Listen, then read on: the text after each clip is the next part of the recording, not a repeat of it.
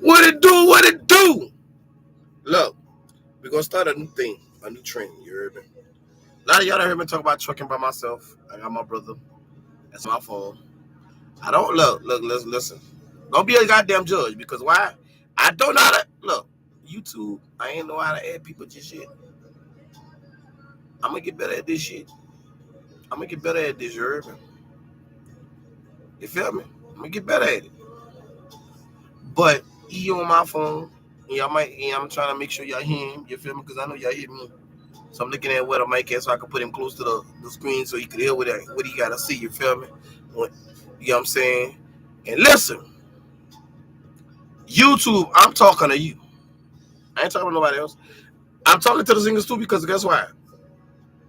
I don't own a copyright to this music at all. So YouTube don't go to blocking, don't go to shitting shit down. Look, we just chilling over here in the cut, talking trucking, having our own opinions.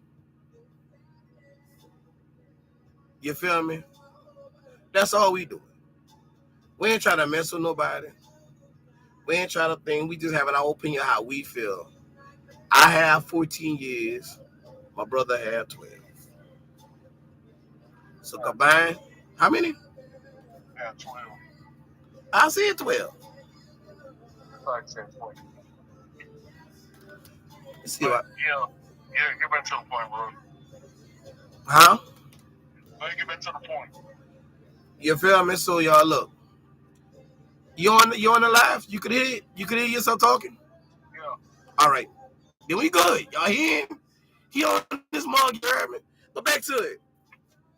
I 14, he got 12. That's 26 years of experience, you know what I'm saying? That been through a lot of shit out here.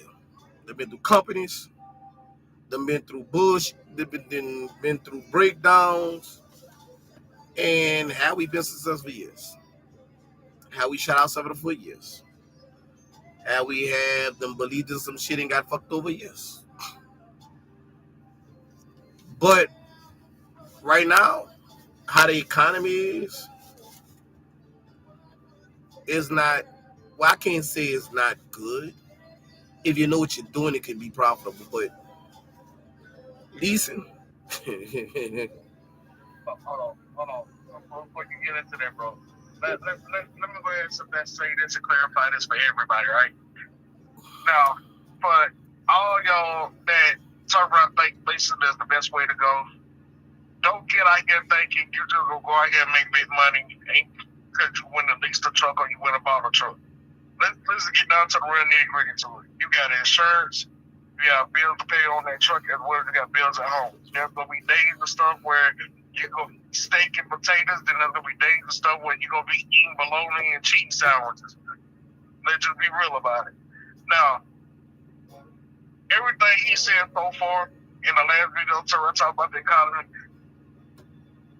these are my opinions and YouTube. Don't come after him because I got my own account. But y'all know where to find me at. But here's the thing about it. And I'm gonna say this. For all y'all that get out here and taking this cheap freight, y'all don't realize y'all have been screwed over. If y'all sit back, y'all look at the load board and things like that, you gotta know what your worth is in trucking. And if you don't know your worth in trucking, guess what? You don't need to be doing it. Don't get out here thinking you know more than what the next driver know. Because the moment you think you got all the knowledge in trucking, you need to get out of it because you can hurt somebody. I've turned around and been with some of the companies he named a while ago. I've been with Warner. I've been with Swift. I've been with CRST. I've been with ATS. I've been with Bennett. I've been with Mercer. I can go down the list. I got a book for a profile. Every company says, it's like what he said a while ago, oh, we're better than that company. We can do this, we can do that. All of them going to make you false promises because their job is to do what? Fill a seat. So, therefore, what you turn around and now knowing that, you got to turn around and listen to them what you expect from that company. Not what they expect from you, what you expect from that company. Because if you don't, guess what? You're going to get screwed every time. If you got a wife, you got kids, expect to be away from them longer than what they sit there say. They say 2 weeks, all right, you go home for 2 days, don't believe that. I'll miss birthdays, I'll miss graduations, I'll miss funerals, I've missed a lot. I've dedicated my life to driving a truck because that's my passion. But my family's talking for it. My bro right here has missed a lot of it. Because what? His passion is driving a truck. So if your passion, you don't breathe diesel, you don't breathe that open road, don't do it. Because if you're doing it for the money, you ain't gonna make no money.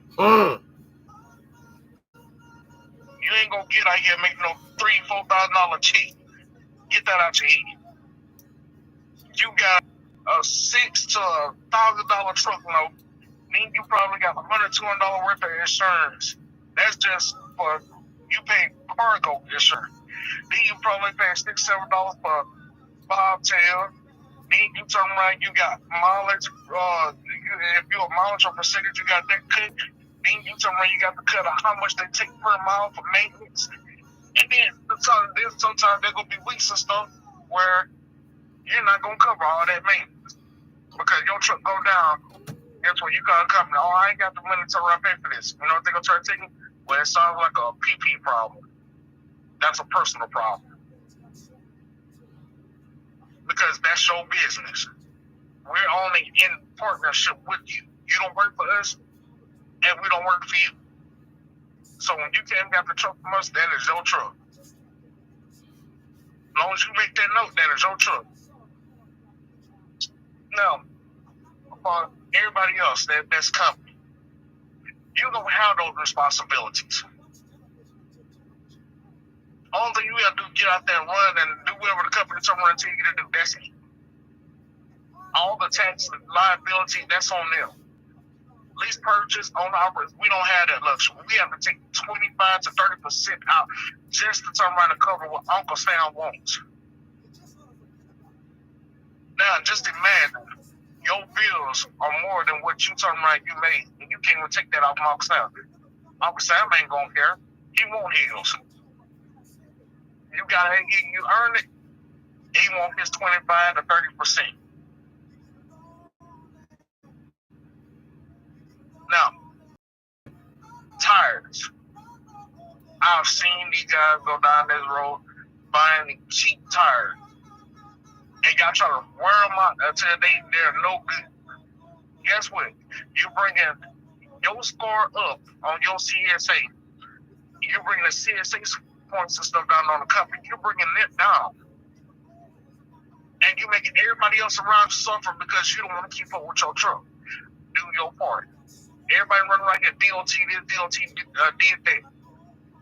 DOT got a job just like we got a job. So therefore, we can't fault them for turning around having that much power when we gave it to them by not doing what we're supposed to do. The driver that went down Colorado missed the whole exit ramp and killed people. That wasn't DOT fault, that was his fault. That was his company fault. But everybody said they're saying that they should be held accountable of the company. The family wants the driver to be held accountable.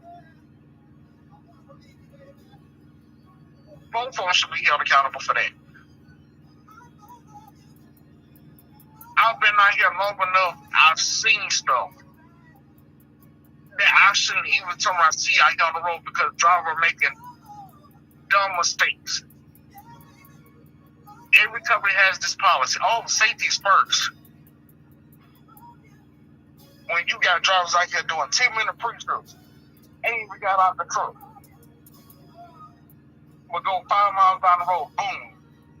Tire don't blew out. It caused somebody to run off the road. You just turn around and cause a big financial stability to yourself or that company. Whether you're a company or a lease purchase driver. Now, everybody sits there and says that, oh, the market is terrible and this and that. if you know your numbers, what it costs to operate that truck. And what I mean by that means the truck and your house, you have to combine them two together. You know what you need to make a week in order to cover all your bills and money, and probably have a little bit left over for yourself. For all the super truckers out there, don't worry, I'm one of y'all too. But I'm just not doing half the crazy stuff y'all done. I've had loads of turn around come off my trailer. I've had loads of shift, even in the dry box. Me too. I've had people turn around and literally tell me that I have a light out. But I got a whole wiring issue because the owner operator didn't want to, the guy that I worked for, the fleet owner didn't want to turn around and fix it. But all these companies that go around here holding their driver accountable for what the fleet owner wants to do, I'm going to try and tell y'all like this. It's just like y'all. Y'all got companies that are riding down the road, having electrical problem, they blinking going down the road, and they not even turning paying it no attention.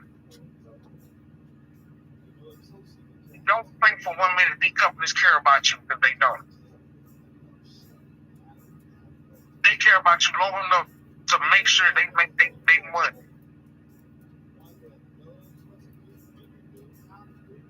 And like I said, and I'm going to repeat it again, like my brother said, this is our opinion. Swift sat there and says, oh, safety first. But if you within 10 miles of a direction, they want you to go to a shop. And you can be passed by scale. They care less. They want you to drive to that shop instead of send somebody out because they don't want to spend that money.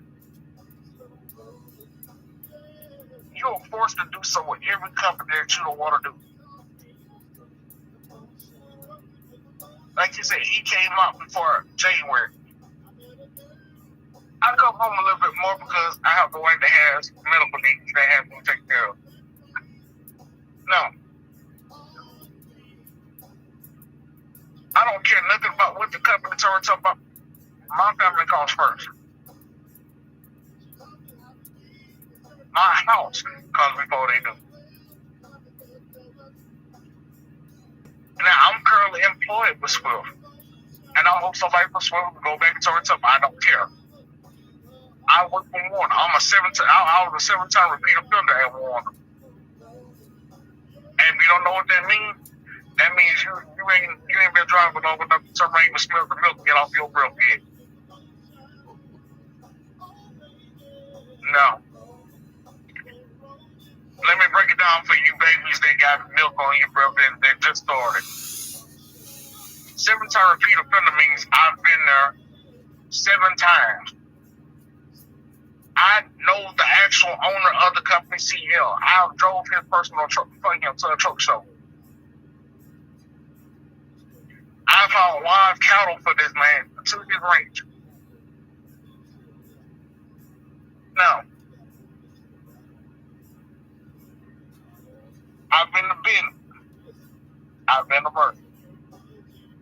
All these companies are good companies. No, Swift is a training company. It's not meant for you to turn around and go there and stay the whole time of your trucking career. It ain't going.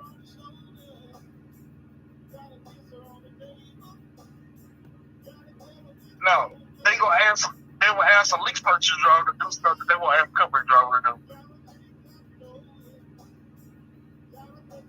Warner is a pretty good company. I'm not gonna lie, no, it's a great starter company. When I went there, I looked. You had a cafeteria in Omaha. You go to Dallas, you got a whole hotel set right there. It's not expensive. If I could go back to the companies, I would. But ATS would be one that I would go back for one reason. It's a learning curve. Everything that I know now, I learned a different way to do it. Now, the downside of it, you got drivers got this little reward program for snitching on drivers. Instead of you coming to the driver and say, hey, driver, I don't think that you should do it like this, and turn around and talk to the driver, you go back to the company because you want that little $25 snitch fee. I'm sorry, $25 ain't worth it. Somebody catching you do something, and they turn around and tell on you. Then you want to get mad and get all hostile. Oh, man, you should have did that. You should have came to me and talked to me like a man. You know, my brother known each other long enough. From right up Jump Street, he heard me turn around and tell plenty of people in here. I go to a company and I tell the dispatcher, I don't turn around and listen to what they tell and tell me. I do what I want to do. Whether I'm company on these purchases. And if I say I gotta get home, don't worry about getting close to home, because guess what? I know my way. I'm right off of 20. Once I find 20, I'll find the rest of the way. Trust me. Now, I've been with Swift for almost 4 months. Everything is the tariffs. Now, that is very true.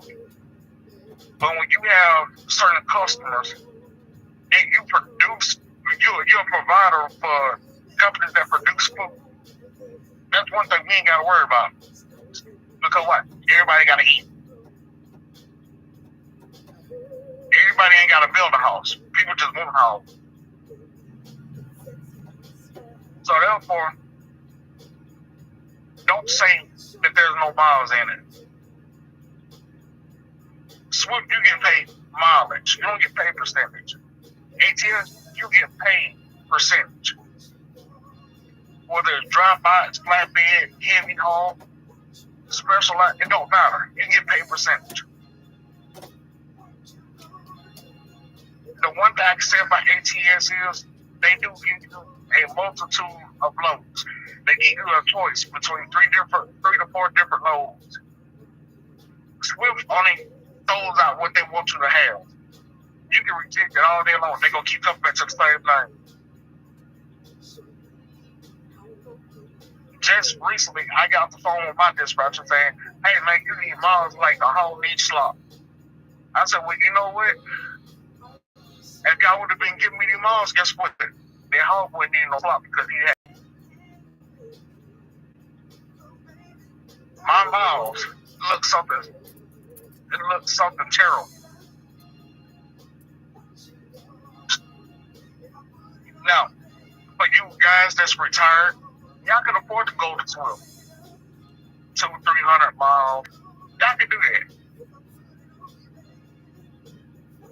But guess what? At the end of the day, for those of you that have real bills, have mortgages, car notes, insurance at home, then you gotta pay health insurance for your mom, your dad, or you're paying for your wife and kids. Guess what? You can't afford to go to those companies. Not no starter company. You have to go to a real trucking company where you can get miles. Quit letting them be excuses and saying that there's no miles. Every state needs something.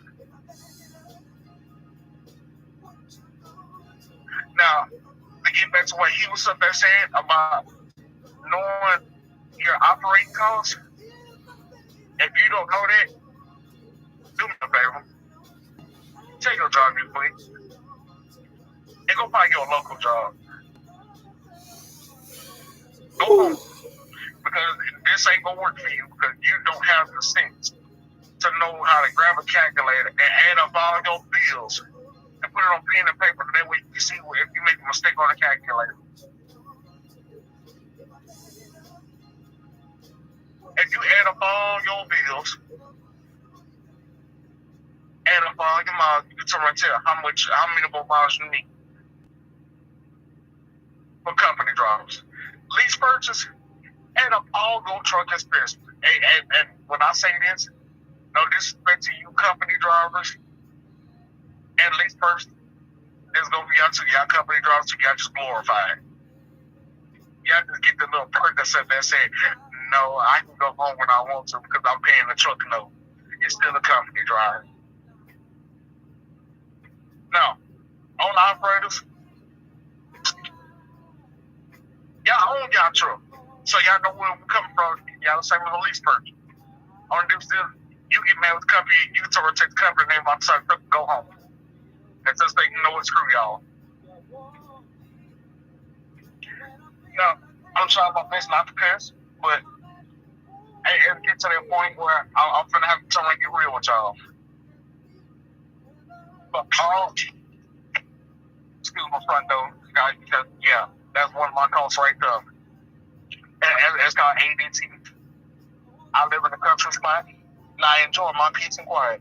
I'm sitting outside. I don't think you get the airplane going over. But guess what? I paid for that luxury. So, therefore, I know my operating cost is Swift ain't it. Yes, am I coming out the road? Yes.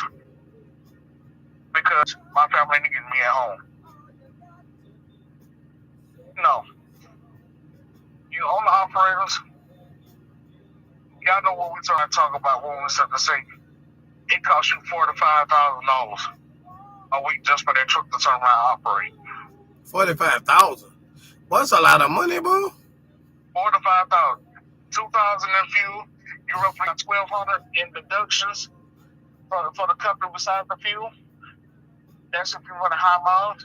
And then for those that turn around, they got their home expense. That's include mortgage, light bill, gas bill, water bill, car note, car insurance, stuff like that. Everybody knows you go to Allstate, Progressive, you're going to pay dearly. Because they supposed to be the top of the line. But guess what? They ain't no different than this. Expensive. Now, I live almost close to a high maintenance life. Yes, I pay for my wife to get her nails done every 2 weeks. Guess what? That's at my cost. I pay for my wife to get her hair done once a month. That's at my cost. I pay for 2 car notes, one higher than the other. But guess what? That's at my operating cost. I factor in all this stuff, my mortgage. If anybody turn around and got something to say, you know what, come pay my $1,000 mortgage. But guess what? It's in my operating cost. Now, I do take donations. This ain't no charity thing, and you ain't gonna get no tax write-off for it. So don't come back to around talking about, oh, I need your signature saying that I donate. No, you didn't donate nothing. You just had extra money just to give away because you ain't got nothing better to do. No. All y'all talking about running around here with me, enjoying good stuff, posting these videos, talking about, man, I made this money. Be honest with the people, talking about how you saving $200 out your cheap. And you putting it on your truck, and you putting a band on it, hoping and wishing that you're going to have $10,000, $20,000, and money you get on the turn and talk about, oh yeah, man, I got this kind of money. No, quit lying. That's money that you had before you start driving truck. For all y'all that want to go to Chicago, get with these damn Russians and Ukrainians, don't do it. They just like anybody else. They don't give a crap about you. You a number. You're not a name. Just because they start to say, oh, hey, how you doing, Jim Bob? Or Lil Roy? Guess what? Lil Roy, Jim Bob, guess what? What's the next thing come out their mouth? What's your truck number? And then when you get your check, magically you missing about $500 off of it. You call, oh, we want you to wait till the next week and we'll put it on there because we see the error. No. I didn't turn around and put that work in next week. I want that money this week. I work for that. Give me mine. It's all about the vigilance for me. And yeah, that's all I'm on here with milk on it, bro. If you don't know nothing about the Benjamin, go look it up. Ice Cube and Mike Helps. And no, I'm not promoting it for them, but that's what this turn around talking about. It's about money. Now, for the old heads, if you feel like you can't see, At night, don't drive at night. Do not sit there and get out there and try to run like you used to way back yonder. You ain't gonna do it. You gonna get sleepy because we all know you gotta sit bedtime. Now, yes, I'm saying it. So you quit looking at the camera like that. Yeah, I'm saying it. Because I'm being real. A lot of these accidents are coming from old kids that been out here doggone 40, 50 years and turn around, they sitting up here trying to run with these youngsters because why? The company turn around trying to give it to them. Don't force the company to turn around. Don't force yourself to do something for the company. Do it for you. Run what you can run. They go for you youngsters too. Quit trying to stay up all night playing a video game, then wanting to turn around, sleep for 2 or 3 hours, get down the road. Because at the end of the day, that person driving next to you, that person sitting in a truck with you, the person in front of you or behind you, or beside it, on the other side of you in your blind spot, they got a family to go home to. Yes, I was a trainer with the one. Quit going down the road texting and driving. That's the dumbest thing I ever seen. That ain't the dumbest thing. That's the stupidest thing. I'm saying that's the dumbest thing because it all starts from one person doing it, then somebody else say, oh, yeah, that's a good idea. I'll do it too. That's the dumbest thing I ever seen. All these stupid trends they got going on TikTok and all that right there. He wash some powder, he wash some powder and stuff like that. That's just like truck. You see somebody do something, you got the nerve and audacity to turn around, go back and do it too. Don't you know? If you feel like it's wrong, don't do it.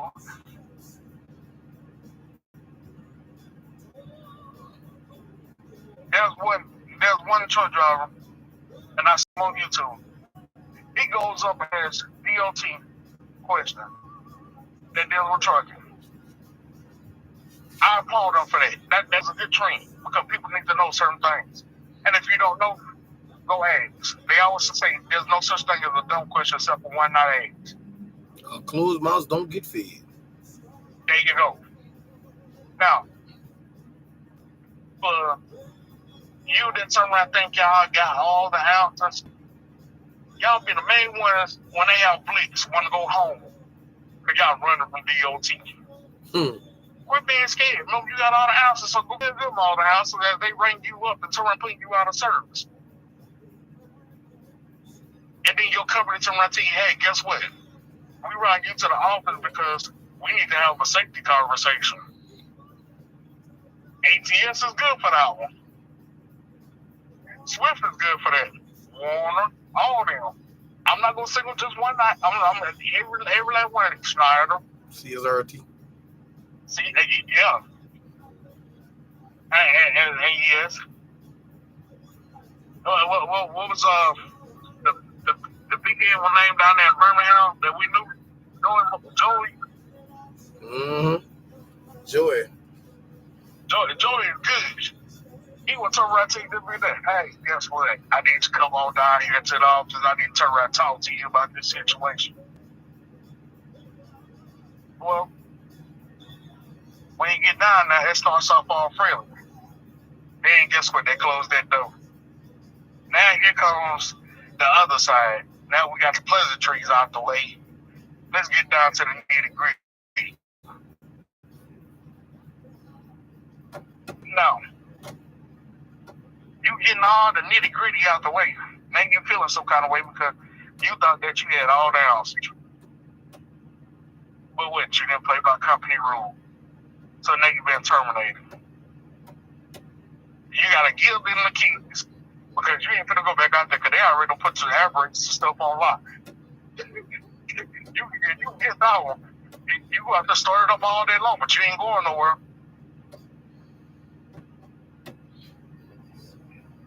As in the words of Uncle Joe, I hear you knocking, but you can't come in. Not to not come in. Now, let's get back to the other topic of the tariffs. For everybody that turned around and think that was a good idea for Trump to do your research on tariffs. Pause before we get in there. Listen up, y'all. I'm telling y'all this now.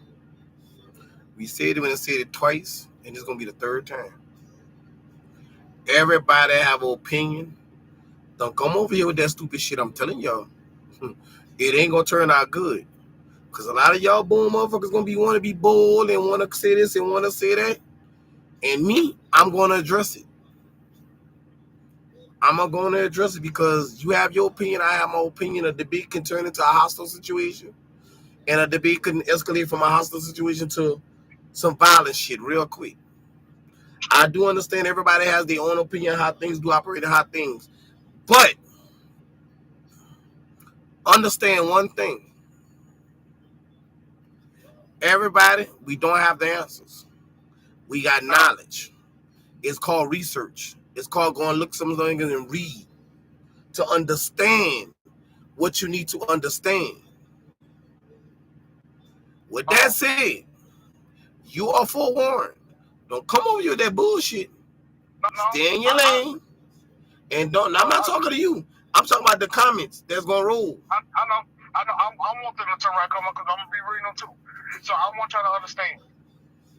For those of you that think you brave enough to come with y'all opinion, that's just what it is. It ain't gonna be no hostile situation, nothing like that. But what I'm gonna do is, I'm gonna go back and I'm gonna do the research for you because you won't take the time to go look it up for yourself.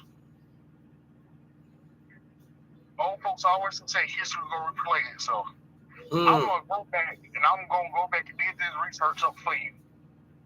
And I'm gonna turn around, I'm gonna personally send it to your comment, your inbox, and let you do the research and you turn around and tell me what you think. See, you gonna have the same concept I got. Now that he said that same thing, I'm trying to tell you, I'm make sure you don't have no hostility with you. Because it's me you're gonna have to address. Because I'm saying this, not him. It's me.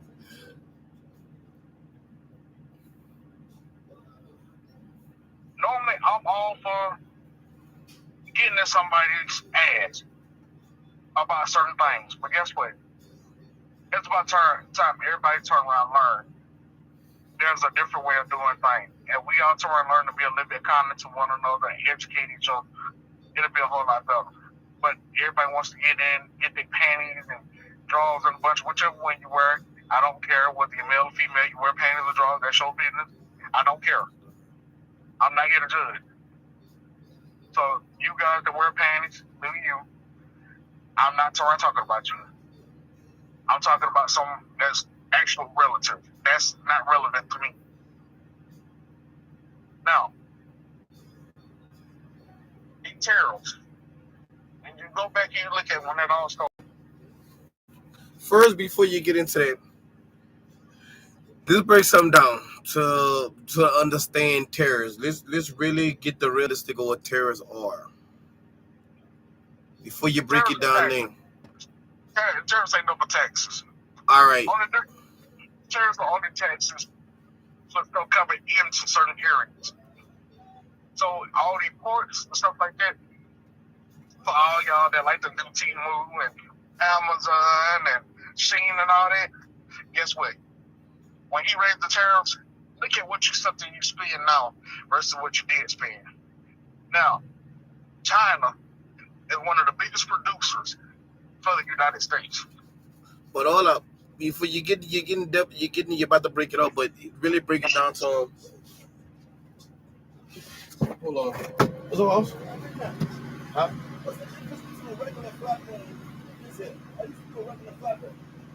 Regular flatbed is just something like that, but it's a spread axle.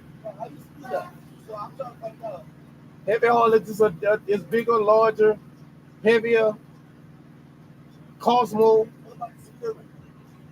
Half-inch chains. They weigh about 50 pounds, between 25 and 50 pounds. A lot heavier. Yeah, and wider. It's like like 14, 15 feet wide, up to sometimes 22 feet wide, sometimes 17 feet tall. Sometimes up to you can get up to like 300,000 pounds, 600,000 pounds. Huh? Tariffs are nothing but tax. I've been in it. I've been doing specialized for the last Then it was 2, so it's been 4 years. Then I came to Heavy Hall. It's going on about 3 years. So yeah, so about 7. Oh, because I know the majority of them help him. But it just when you get in this, you gotta know how to operate for that. It's like, I know, because I used to be a flatbed trader. with who? Right. I'm sorry. That's all right. I'm sorry. I used to trap for Brian. But yeah, well, I used to be one of the traders on the flatbed side.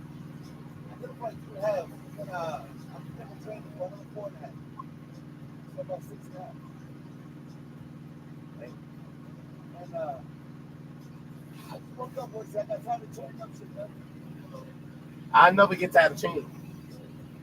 The thing about it is that I didn't use one for the weekend. So whenever I picked up on Friday, I'm like, this guy's. Yeah. Shit, you should have run on Sunday. What you on operator? Yeah. Got your own DOT number? Yeah. So how you enjoying it? Expensive, man. Sunday is good, Sunday is bad.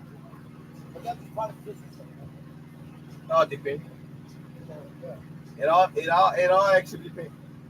I mean, it's just like on the bottom of the food check, where you are, like, the bottom of the food check. Shit, I feel like I'm at the bottom of the food chain right about now. I don't know. Hell yeah. All the checks, one load you pick up that, one load you know, our shit. Not when you work for a company. No? Not when you work for a company. A lot of people think like companies like ATS or all these mega carriers that have heavy haul divisions. You make money. I'm not gonna lie to nobody, you do. But once you start taking the downside of taking out what needs to be taken out in a few, that's start eating the profit. Because like I just did a run where when I was at 8,000, I was supposed to take on 4. So he met, yeah. So out of 8, think about it like this. If I had my own truck and trailer, out of the 8, I would have took on more than that. Because now I'm not paying truck no. Yeah, all like 6 times you can take it over. I see people, your insurance is doing once a month. So you gotta look at that. Like a lot of people think, but Extra shit like $50 here, miscellaneous. no, it's simple. Like all my expenses on the trip is about $1,026 a week. Fixed spots or That's just a truck. But once you get my bills into it, I'm damn nearly almost like 3,600. That's at home. But at home in the truck, that's $3,600. so what you guys average on that? What you mean on an average? Yeah, Like what low per mile? price and revenue. It all depends. That's what a lot of people don't understand. Sometimes it could be 1, sometimes it could be 2, sometimes you could be on one that deliver the following week. Now you got 2 weeks of truck will come out. Just recently, I just did a run where I had 2 loads that came in, but it was on two back-to-back trucks that needed to be taken out. So that $10,000 a week turned into $1,400 a week. You know, a lot of people think by driving for a carrier or being a company, they don't. You got to look at the numbers. I was gonna say the numbers matter, right? Because right now as a solo and I'm on operator, I'm taking home the same shit that I used to take home when I was a flatbed. But but this is the key, and that's a lot of people don't understand. With trucking, is where you go, the terrain, fuel price, and everything. A lot of people don't know that they got certain zones that's in the country where your fuel needs. You need to know what zone you're in for fuel. You know what I'm saying? That's what we call the West Coast, man. But no, it's just not that. When you get a chance, go on the national diesel average, scroll all the way down. It's gonna say diesel regional map. When you pop it up, it's gonna have zone 2, zone 3. It's gonna have all these zones. And watch the fuel. You go like, what the fuck? That's what these mega carriers been doing. That's why you never notice when a mega carrier, they'll send you somewhere. They'll keep you there because the fuel price in that area is low, so it's not costing them really nothing. Yeah. Watch when you look it up and you go down there to the bottom of the store, you're gonna look. It's gonna be on the thing is gonna say diesel regional maps. And when you pop it up, you're gonna be like, what the? Yeah, no, I see that. Especially like the taxes percentages like how it looks. Yeah, but like I think Texas, Louisiana, Arkansas, and Mississippi is in zone 3. I don't know, zone 3 or 2. Pad, no, I'm saying it wrong. Pad 2 or pad You 3. got like the fuel tax, or then you got fuel prices. Fuel prices. What's tax wise shit? Tax will be all day, man. No, fuel prices. Like you'll be able, like, let's say you decide to take a run from, let's say, Illinois down to down to Florida. But you have enough fuel to go from Illinois to, I think Florida's paid one. No, paid one is Illinois. Florida's paid 2. Louisiana paid 3. Let's say you got enough to get in that pad 2. And pad 2 fuel is cheaper than pad. I think they paid 4. Pad 4. So I would, Fill it up. yeah. So I would just burn that fuel all the way to the cheap diesel, fill it up, and then I'm gonna run it the rest of the way if I can. You live with that below and get out from there. So you don't fuel it. It all depends. It's a factor where you gotta play if the load is worth it on fueling on, or you got enough fuel to deadhead out of there.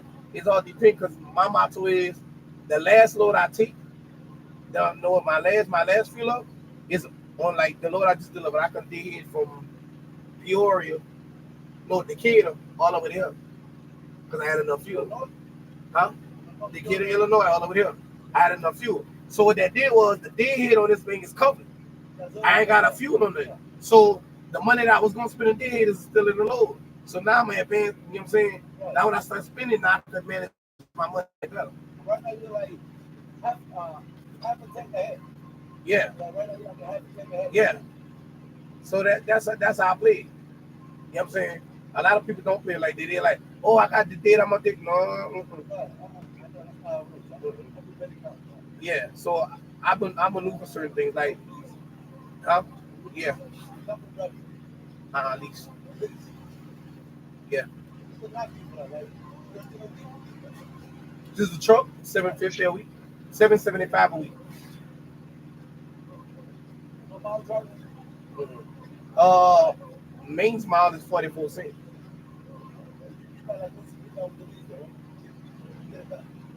Let's see the time. I think so we use a truck, right? Uh-huh. So I use a truck. And it tells you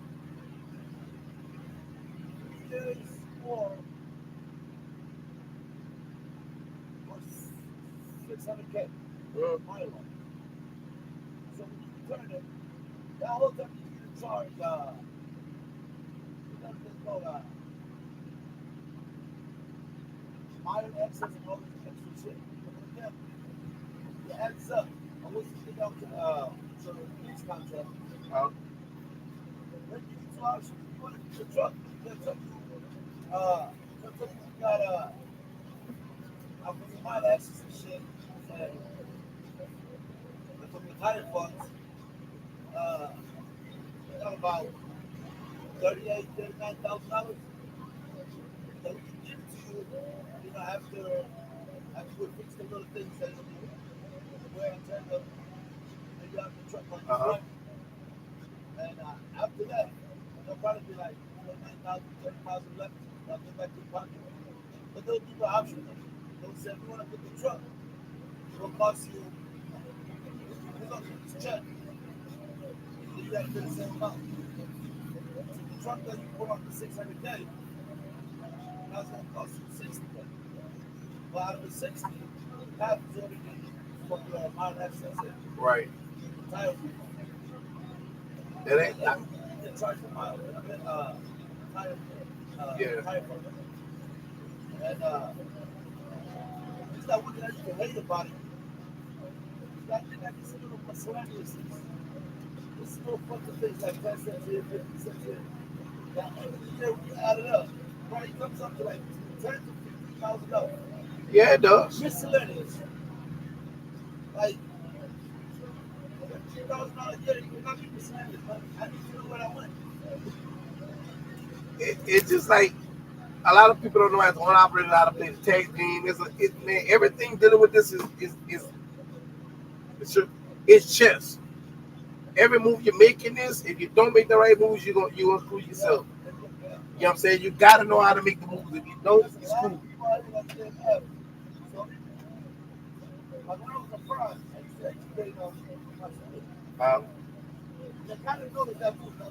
And I wanted this guy's students always, like people do that, they have a question. The question I'm not stupid question. right, It's like, hey, take a guess. And still go, or I'm going to come back to me. Or this is something I'm losing, and I don't know what I'm losing. right. And they give you like a whole, I'm talking about your base stuff. That fucking 7 pages, huh? Yeah, I remember that. And if you don't grab the highlighter, go through what you not using, you add it up. Well, Right. every week, it's like 350. I'm going to extra shit that adds up. Extra biscuit up. But it's like you gotta know what it is. I tell anybody before you sign a contract, know what the contract is. Again, like, bring the contract today. Well, since you become a company driver, you got to know that you never go to pick up. Right. But you're going to call and like, hey, you what you call with it. Now, with the lease, you got choice, right? Because if you fuck up, they'll tell you, hey, it's your business. You know, when I go force you, I don't want the truck. But at the same time, you have to have the knowledge to know how to run. That's one part of the business, you know? Yep. And most of these drivers, they know what all the shit notes are. Like, nah, I'm not going nowhere. And you become a company driver, you got no choice. Yeah, you don't have no trouble, but you're still making money. But what a lot of people don't understand with company, with being a company driver, a lot of company drivers will come out and say, "Well, the company losing money," or they just about to say, "Oh, we losing money." They're not losing money. If you sit back for a moment and think about it, companies like Swill, Warner, Prime, yeah, they self-insured to a certain degree. But let's say you got 30 trucks down, and each 30 truck is $500 a pop. You know what I'm saying? That's $15,000. That money that got to be covered. So you actually think they're taking an L? They ain't taking no L. That's gonna get covered. You know what I'm saying? That's gonna get covered. That's what a lot of people don't understand. That like they don't understand it. Companies know exactly what they're doing. Right, but you're a prime driver, you're a company driver, but you better off here to help them. Damn. Yeah, they get paid between what, like 1300 to 1700? That well, as a company driver, I'm not gonna say that's bad. That's kind of good. I can make that at home, man, driving for people. But you gotta understand something. That's kind of good because why? They're not taking none of the risk. It's stressful, I'll tell you that. Yeah, they're not taking none of the risk. But honestly, truth, it on a op, leasing on op is not made for everybody. Some people are meant to be comfortable. But that's part of the business for them. Yeah. Some days you want it, some days you lose. But what matters is at the end of the month, how you look at your work, man. Me, I don't play in them when I play every week. Yeah. And I play every week. So if I win every week, I'm good. But if I take a L, now we got a problem. Oh, yeah. Because the key of it is I don't like I just learned about a software they got trucking calculator. And I've been playing with it for a week, about over a week now. What? Trucking calculator. Calculator? I didn't look at shit like that, man. Yeah. And it's like it could sit down once you sit down, you put in your truck payment, all your stuff, and let's say you put it come out like mine, I think on it like 30 something. And I put the mileage in, and when I put the mileage in, it's gonna tell me exactly what I have to be. That know what it has to be for me to move. If I say Nice. Yeah, if I say I want to work 3 days, it's gonna tell me what I'm gonna make profit every 3 days. And for every day. So what's it called? Truck calculator? Yeah. Huh? Is that what it's called? Truck Yeah, calculator? check your calculator. And for one truck, it's free. So for one truck, what? It's free. You can use as much as you want. As much as you want. Yeah, I didn't know about the whole. I just learned something new from you, man. The fuel zone. I didn't. I knew the taxes, but I didn't know. I didn't know motherfuckers had like zones. I didn't know. Yeah, like that was when I found it out years ago, and I've been using it ever since. When I take a run, I know exactly. It's like something. It's like you gonna be around that area for 2 months. You're like, why am I here most of the time? No, any run I do, I take in consideration what zone I'm in, or what pad is called pads. I always know what pad I'm in. I know where I'm going to fuel in, what state I'm going to fuel in. I know how much it's going to cost me. I'm going to all it because I can put myself on this fixed cost where I can say, okay, But you you can know, manage the fixed cost. You can manage the basic cost. yeah. So like, I think like Arkansas and Missouri, they're not in it, but they're right by one another. If I know I can go a couple of miles down the road into Arkansas and it's cheaper there, that's what I'm going to do. Oh, yeah. You know what I'm saying? Oh, But by a lot of people not knowing, they just look at the price up here. They're not understanding that yeah. that price could say the week of the fuel could say Right. $3.49 across the board because that's what they buy fuel for. That's the retail price of fuel, $3.49. But in these states where they and all that, it could say, well, in the Louisiana pay is really $3.19. No, that's $3.01. So you'll know, damn, in pad two, look at $3.25, and it over here is $3.01. I'm gonna go to $3.01 and pad and fuel up. Yeah. Because you got to set the 24 cents. How, you know? And the more money you save in fuel, the more money you got in your pocket. Yeah. And I have to learn that. I have to learn that when I see something now. But I thought about doing the oversight, but I guess it's the same thing. It's no different. No, when you get into oversized, you gotta know you really gotta get into some shit where you gotta know truck weights, you gotta know okay, what's the limit you can hold, Yeah, I know that. the permits, um, it's a lot come with it. I ain't gonna lie to you. Yeah, I know that. You know what I'm Yeah, saying? but the trailer, so I know exactly what this strap, before this strap, I know exactly what capacity the hose. Yeah. It depends on how you secure No, it. I'm talking about like what you can haul on it. Like, see, The way different, yeah, I know like this one. that's the key of it. Cause like with our normal trucks, with the thing, I think is like, They got a whole little, I don't know if you have it, there's a yellow, no, there's a green securement book that I used to have that I kind of like, well, I don't have it no more, but I used to have it. yeah, Stuff like every chain, yeah, like, I put my whole, uh huh, about fold, then, you know, instead of $5, I can get 7 out of that, you know what I mean? yeah. So, yeah, So but, you know, like on the purpose wise, no skipping, I never got overweight, or I never got a ticket for having shit skipping. And I got moved to California so many fucking times. California's like Yeah. putting everybody. Huh? California's like putting everybody. Yeah. I had overweight in California. Like literally California and Oklahoma. I watched this motherfuckers come to my flatbed, grab my little strap, and see how much weight they got. You know what I mean? Like, Yeah, they try to pull. Motherfuckers can't even catch me on that, man. So, like, I'm doing all that, but I've always thought about it, but this kind of conversation I've never had it. So, at the end of the day, it's either the same or it depends on who you're looking at for. no, when you get in this, I'm sure you got those out there that pay 10, 15, 30, 40, 50, 60, 100 grand. You just got to know the industry and what's your work. Yeah, I'm not getting a fucking 100 grand load. I'm doing that. I done picked up a load that paid me to the truck $35,000, going 2,000 miles. That's fine. But I was 15.3 high, 15.4 wide, and I was 110 low. I was stretched out. I had a building. I had pilot cars and everything, all the way up. And by time, with the cuts and everything, I would have made like $20,000 on the thing. I made 19. And you know, the 100 grand load, No, on a 30 some thousand dollar load, 37. 35. But I would have made 20 some thousand but I had other cuts and other stuff that was coming up. Yeah, because you gotta bring pilot too. Yeah. Yeah. You gotta pay No, they pay the pilot. ATL pay the pilots. Oh, they're paying They pilot? take all that out.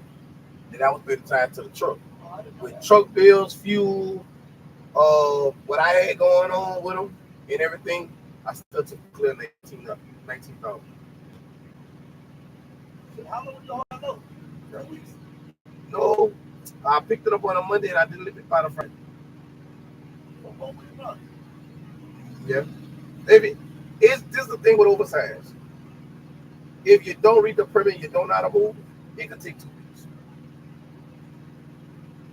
But it's that you gotta know how to run.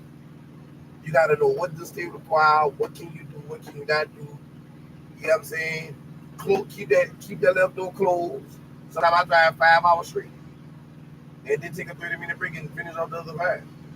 So when you look at the time of moving, I'm definitely across. You know what I'm saying? Now some days I do take longer time, it depend on the delivery time. You know what I'm saying? If it's day to the following week, okay, I'm gonna burn time. You know what I'm saying? I'll stretch it out. But oversize, a lot of people get it oversized and they lower the rate. They be like, some of those might pay damn near $10, $12. They be, oh, I could do it for $5, $6, not understanding the concept of this.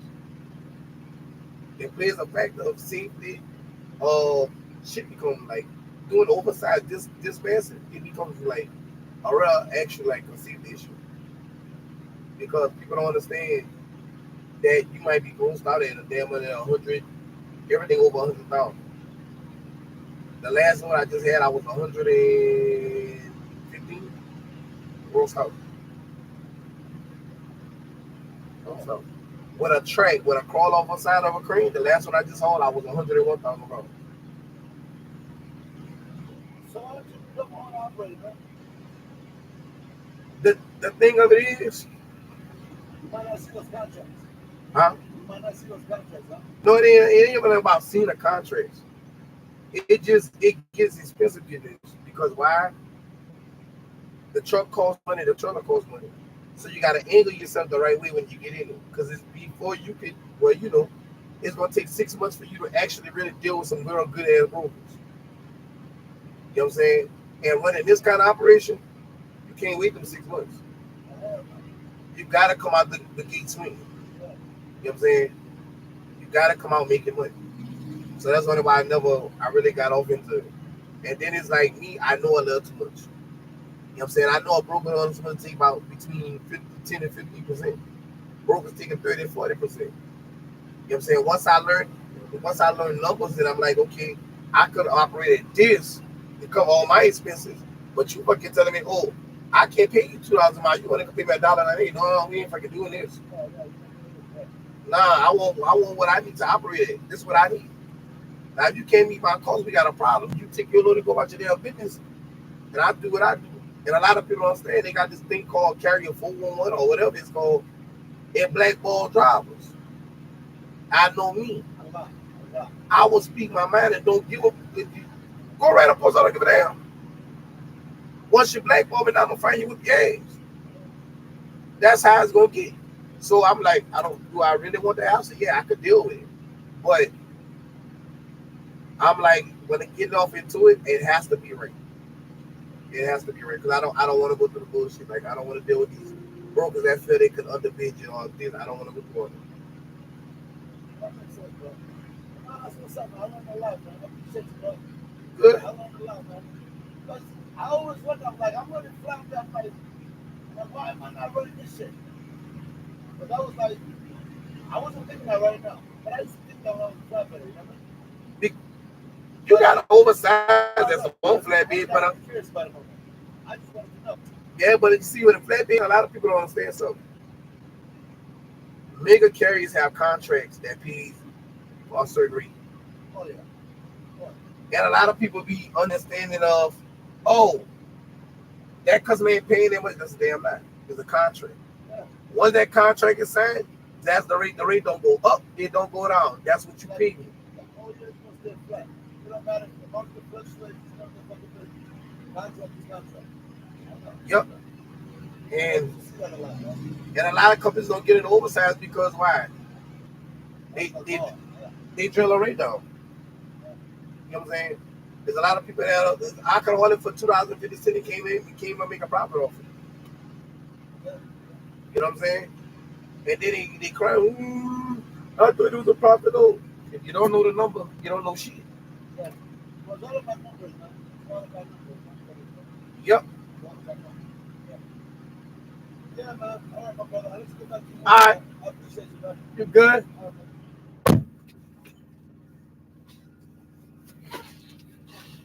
Hello?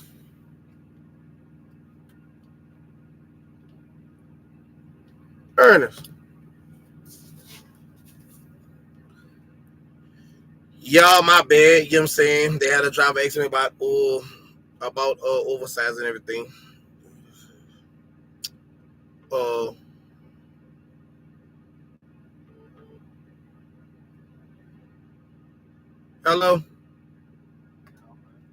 Hello? Hold on. Hello? Yeah. My bad. The driver was asking questions about the stuff. He worked for Prime, and he was like, now y'all listen to what I'm about to tell y'all, because for a minute y'all was hearing the comments in the background. This is a fully fledged that owns his own company, own truck, does drive in everything, and he came out and said himself, he's making what a lease driver makes.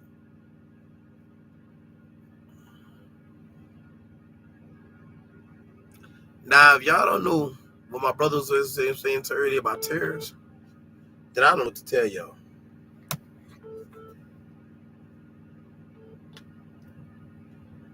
You feel me? I don't know what to tell y'all. I don't know how to tell it to y'all. But tariffs is a bad idea.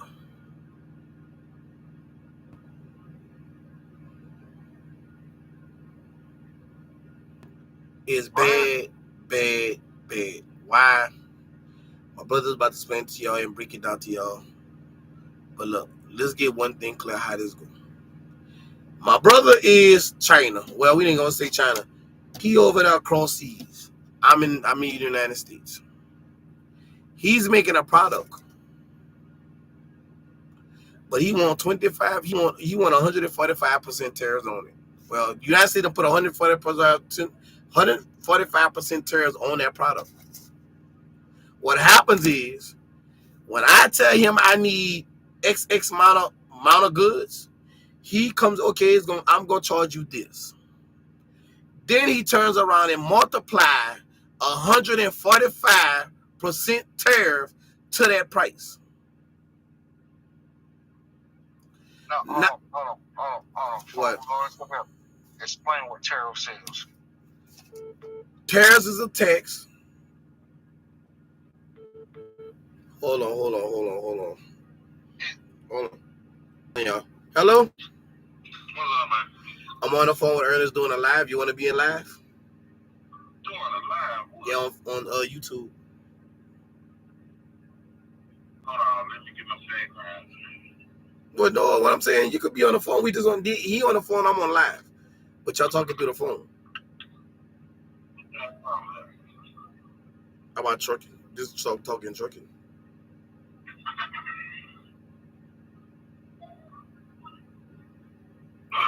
You want to be a part of it? Go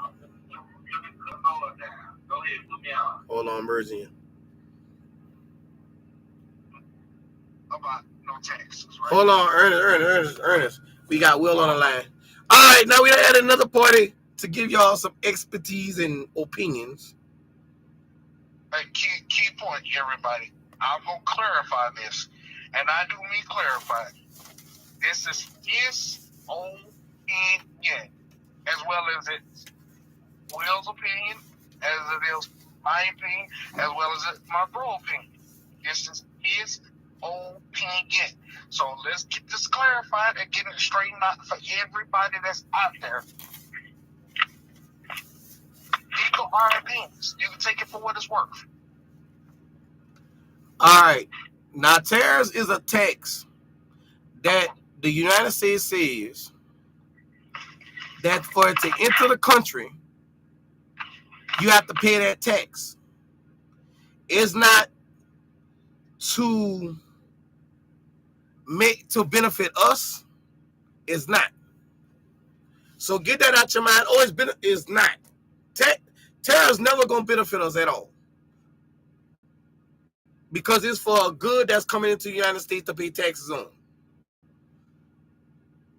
It's just a tax that's doing business. You doing, well, basically line, you're taxed for doing business with the United States. Basically, that's what it is. That's what it is. So what I was giving you an example of this.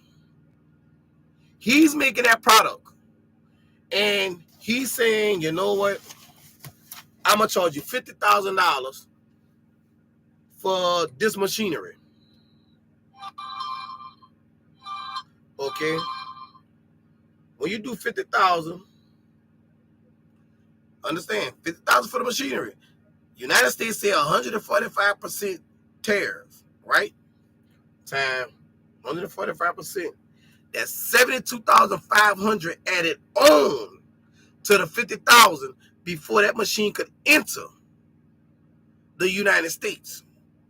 So what happens is I have to pay him the $122,500 for me to get the product to sell it to the American people. Now, a lot of y'all would think, oh, companies would just eat this tariff. No. Because why? You have to understand something. At the current timing, you don't know the situation I'm in. I could be on crunch for money. I could be going through a cash flow problem. Or I could just backdoor and get my money back by passing it off to the consumer. So it's three scenarios there that you don't know what that company going through. But the last option that you gave is what they're doing. They're passing it off to the consumer because they don't want to pay it, so they're gonna make you pay it. So understand, but when they pass it to the consumer, listen, y'all have to understand this. When they pass it to the consumer, it's paid because it has to enter the country to sell off. So it's paid. So when you get that machine that was actually, this is what I'm about to tell you, actually 70,000, and you're not paying 144,000, that's why you're paying 144,000. Because why? They are getting their money back that they paid the tariff for it to enter the United States to sell it to you. Okay, I have a question. What's up? I mean, I get that part. Of course, everything is going to be put on the customer. Anytime you make something and you have to, let's say, for instance, an iPhone costs 30 cents to make, but one of the things they did previously with the economy is they stopped producing iPhones overseas and they broke the iPhone down in its lowest common denominator and shipped the parts. That was their way of backdooring on the tariffs because they would ship it over to America and then put the iPhone together. But according to MSNBC, 3 days ago, the Supreme Court, they blocked Trump's sweeping tariff because they said he was exceeding his authority. So, I mean, is that still what's going on? Because from what I understand, is delayed. The 50% tariff increase is delayed until July 9th. July 9th. And we on June and we close to July. You might as well say we just starting a month. So we got a month to go. Right. No. Basically, you look at it, they suspended the high tariffs. That's all they did. They suspended it. Now, I'm going to show you something.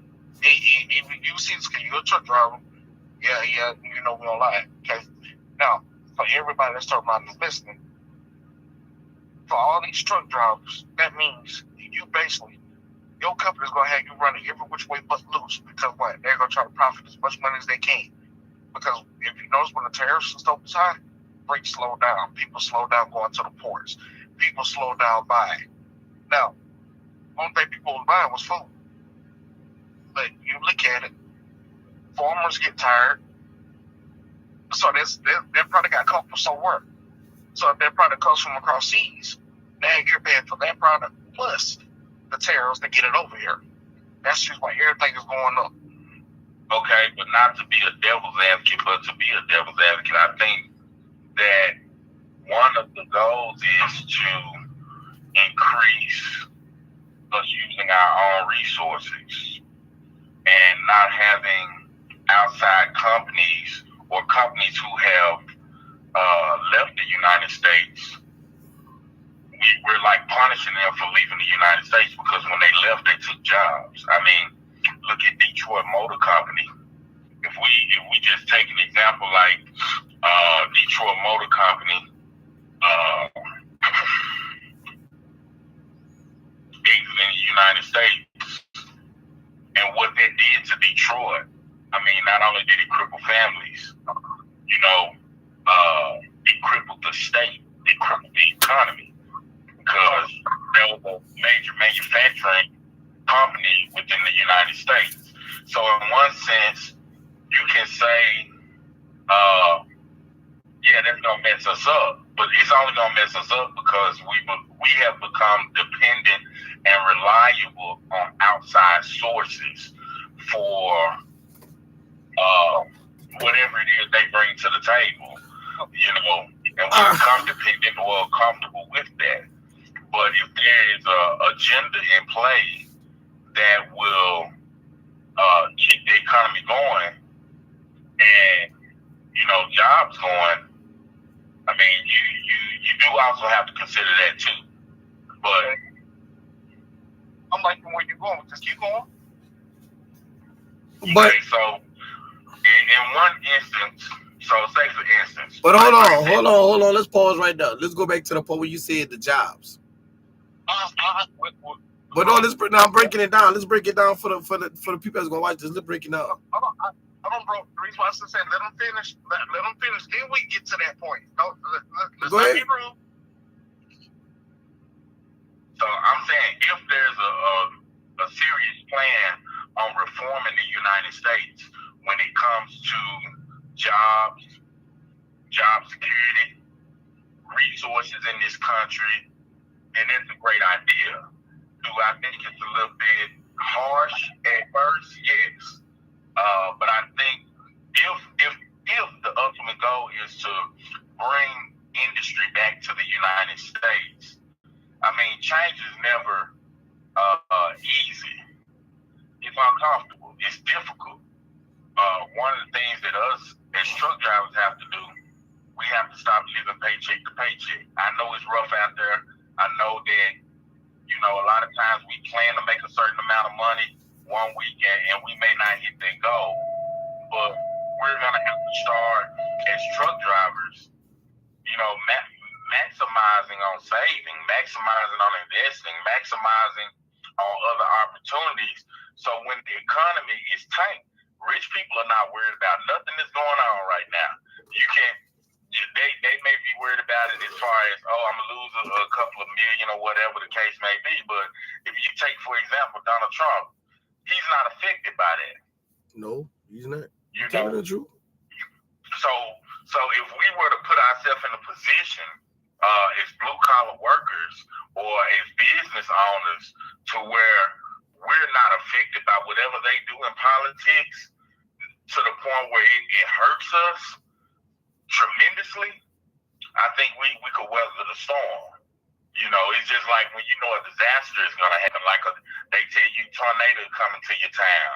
You go store up items that you feel that you would need to survive. You buy you a generator.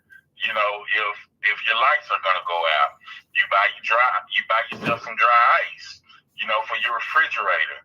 You store up a gas tank for your vehicle just in case the gas pumps run out of gas. These are things that survivalists do every day. And I think that we as truck drivers, because our income ranges from 55 to 125 on the low end, or maybe even as far as 287,000 a year, we've become comfortable. We've upgraded our lifestyle, and we're saying, "Hey, what the hell is going on?" You know, and we haven't been responsible on that end. But those who are responsible, to the point where they don't live above their means, or they haven't put themselves in a financial hole, you can survive this. It won't be easy. It won't be comfortable, but you can survive it. Okay. This is not the first time this has happened in our history where a president has gone off the rails. And it won't be the last. True. Okay, now you say about the jobs. Now, he wants us to be a country back to where we have factories, everything. I'm cool with that. Like, I'm cool because it gives other people employment. It's fine. It's fine to have factories. But the era he's trying to go back to, and I understand me, you had this conversation about the era that we was talking about that he wants to go back to, and there's a lot that I did research, and yes, we did have business owners and everything in this era. But the majority of everybody was W-2. So what does that do? Because what's going on is a lot of they bring a factory back, but a lot of people are closing down that's in the United States. They have to go out of business. They got to go back work for somebody. And it's not that some of them has mismanaged funds. True, some of them have saved. But our country cannot handle a lot of stuff. And that's true, it's not. Why Lita said this is this. Trees. If you go down south, let's take Texas. Northern Texas, you have trees, but not that many. When you really get down to the geographic of it, it doesn't have that many. When you start getting northeast of Texas, that's where your trees at, but you don't have that many. You know what I'm saying? But you still got mills out there. Lumber mills that holds wood from Louisiana, Arkansas. Yeah, you still have lumber mills out there. But they don't have that many trees anymore, because why? We the people have cut down so much to the point where we don't have the resources we have no more. Or we want to redo this, and we want to redo this, and we want to build this, and we want to build that, and we want to do this, and we want to do that. And now we have a president that's coming in and saying, "Hey, I want to do this, and not really understanding that the people kind of put themselves in this position. Because why? When you start developing things, you start removing. So you got to lose something. People became more greedy. Where, I need X, Y, and Z. I want to live like the Jones. I've been doing this job for 40 years. I've been doing this job for 5 years, and I want a $20 raise. When you don't have to live like the Jones. Because you feel like you want to mismanage money. Or you just don't want to come out and sit and say, okay, look, I need extra money because I have a loved one that's sick and I'm taking care of them. That's understandable. But majority of the time when people want raises is because they want to live like the Jones. So these companies got to pay taxes. And a lot of people don't know that. They think, I'm paying all the taxes. No, you're not. As a W-2 worker, you're not paying all the taxes. That company pay half of that tax.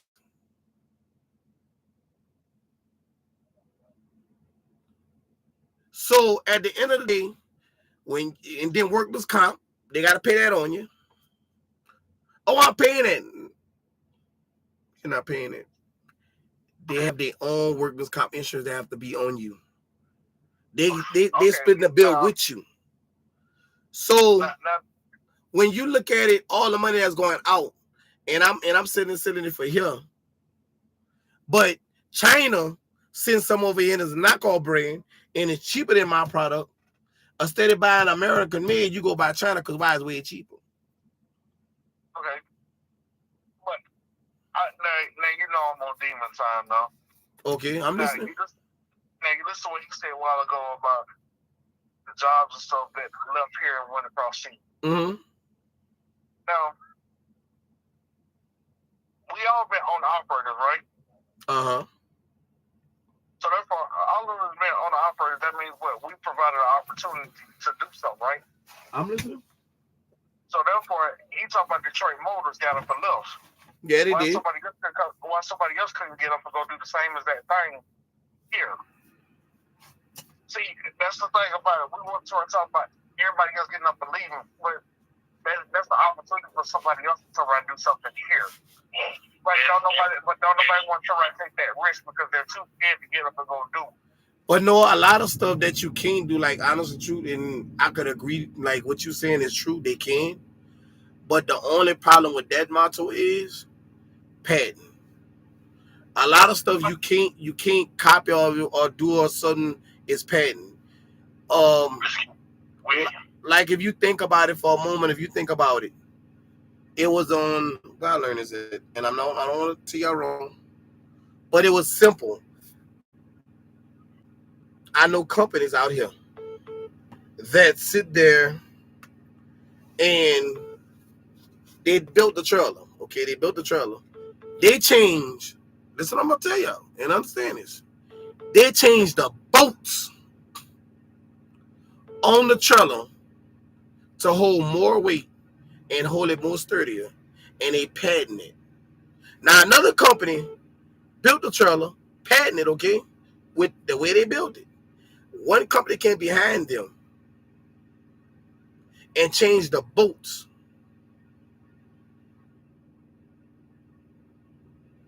And patent that.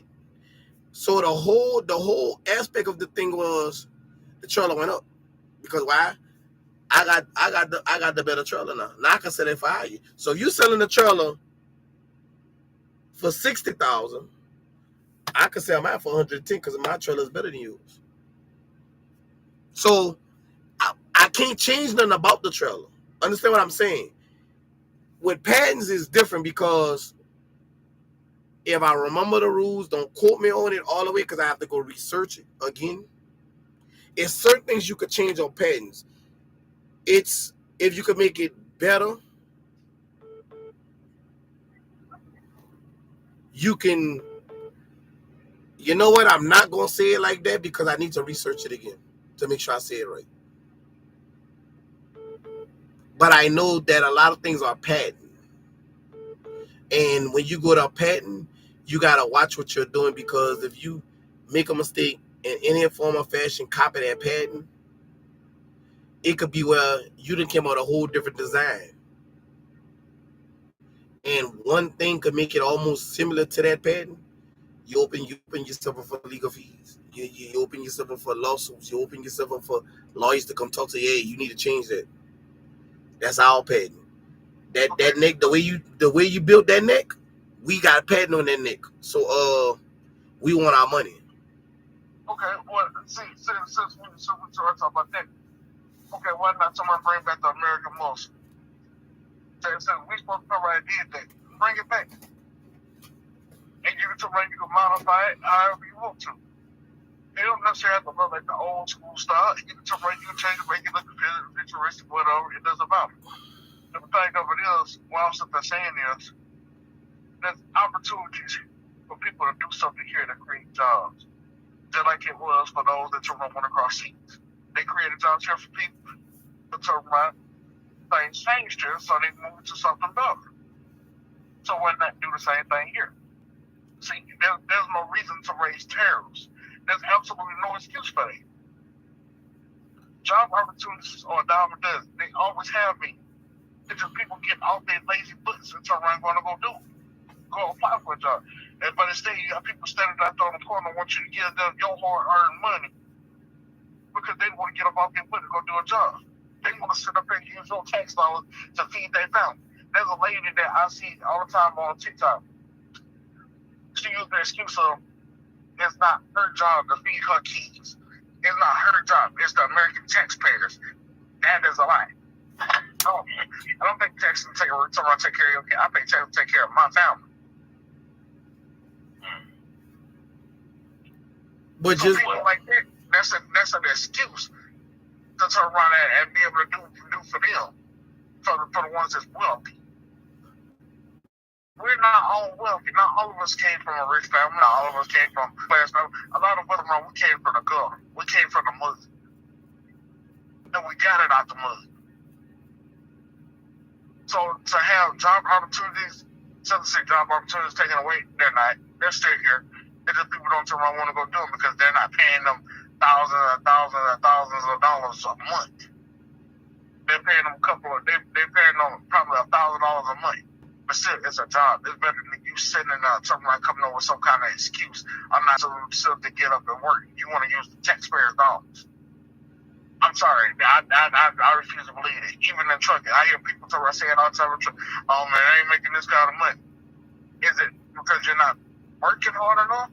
Or is it because the company not giving you the miles? But either way it go, you're in control of your destination or how you turn around and make money. If a company see that you're willing to hustle to get, you become a hustler because what? They're gonna make sure you turn around and get to work. They're gonna make money. But if you one of them slackers that want to go to the terminal and sit there day after day, put your doggone body imprint into the couch, what's your excuse to turn around but you ain't making no money? And then you wonder why a foreigner come from overseas, come over here and they send the money back to their family for them to live better. Every country got their own excuse of why they do everything. The government got their excuses of why they do things over here versus Africa, China, or Australia, all these other people talking about doing their stuff. I can't argue your ideology, so to say. Everybody's entitled to their opinion. But I think there are a lot of variables in there that you're kind of overlapping with each other. One, in the United States, we've had a labor union, and many of us truck drivers know the story of Jimmy Hoffa and how he made sure that we got paid what we would work. Matter of fact, the trucker strike of 1977 is very prevalent amongst truck drivers, where they, because they were taking up the price of gas, diesel, they shut the pumps off. Truck drivers in New York City, New Jersey, they just stayed at the pumps and wouldn't move. And the cities and the state and the government lost so much money within 78 hours that they lowered the price of fuel. I think that when it comes to labor, like you said, many people come from many different backgrounds. To say somebody is lazy, I can't really say that. Let me explain to you why, because that's another variable. Depending on who you are and where you're from, even what color you are.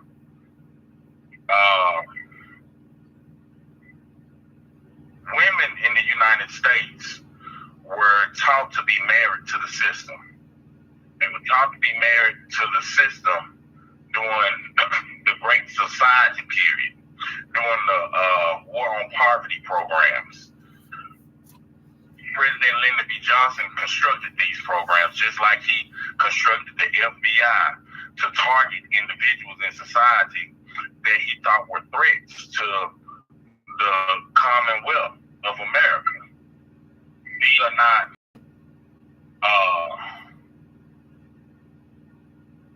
things that, and then they have us trying to figure out who's lazy and who's not, when in actuality, they created a system that created a certain group of people that we have amongst us today. Even with our children, our parents, and even our grandparents, women started working in World War II.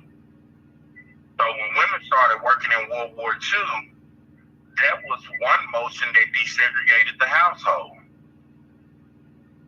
When they introduced welfare, there was another mode that desegregated the household.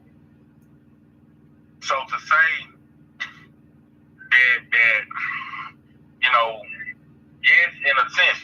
responsible for their actions. If you have opportunities, take advantage of those opportunities, but take advantage of them in the right way. So, you know, I started truck driving in 2012. I met William in 2012. When I met William, man, I was living in an apartment. My rent was $685 a month. My utility bills all together were maybe $400. I was paying $1,000 a month in my little cubby hole. I had 3 children and a young lady that, you know, I was married to. That's where we were. We had mattresses on the floor because we couldn't afford bed posts, right? So, but I had to be responsible.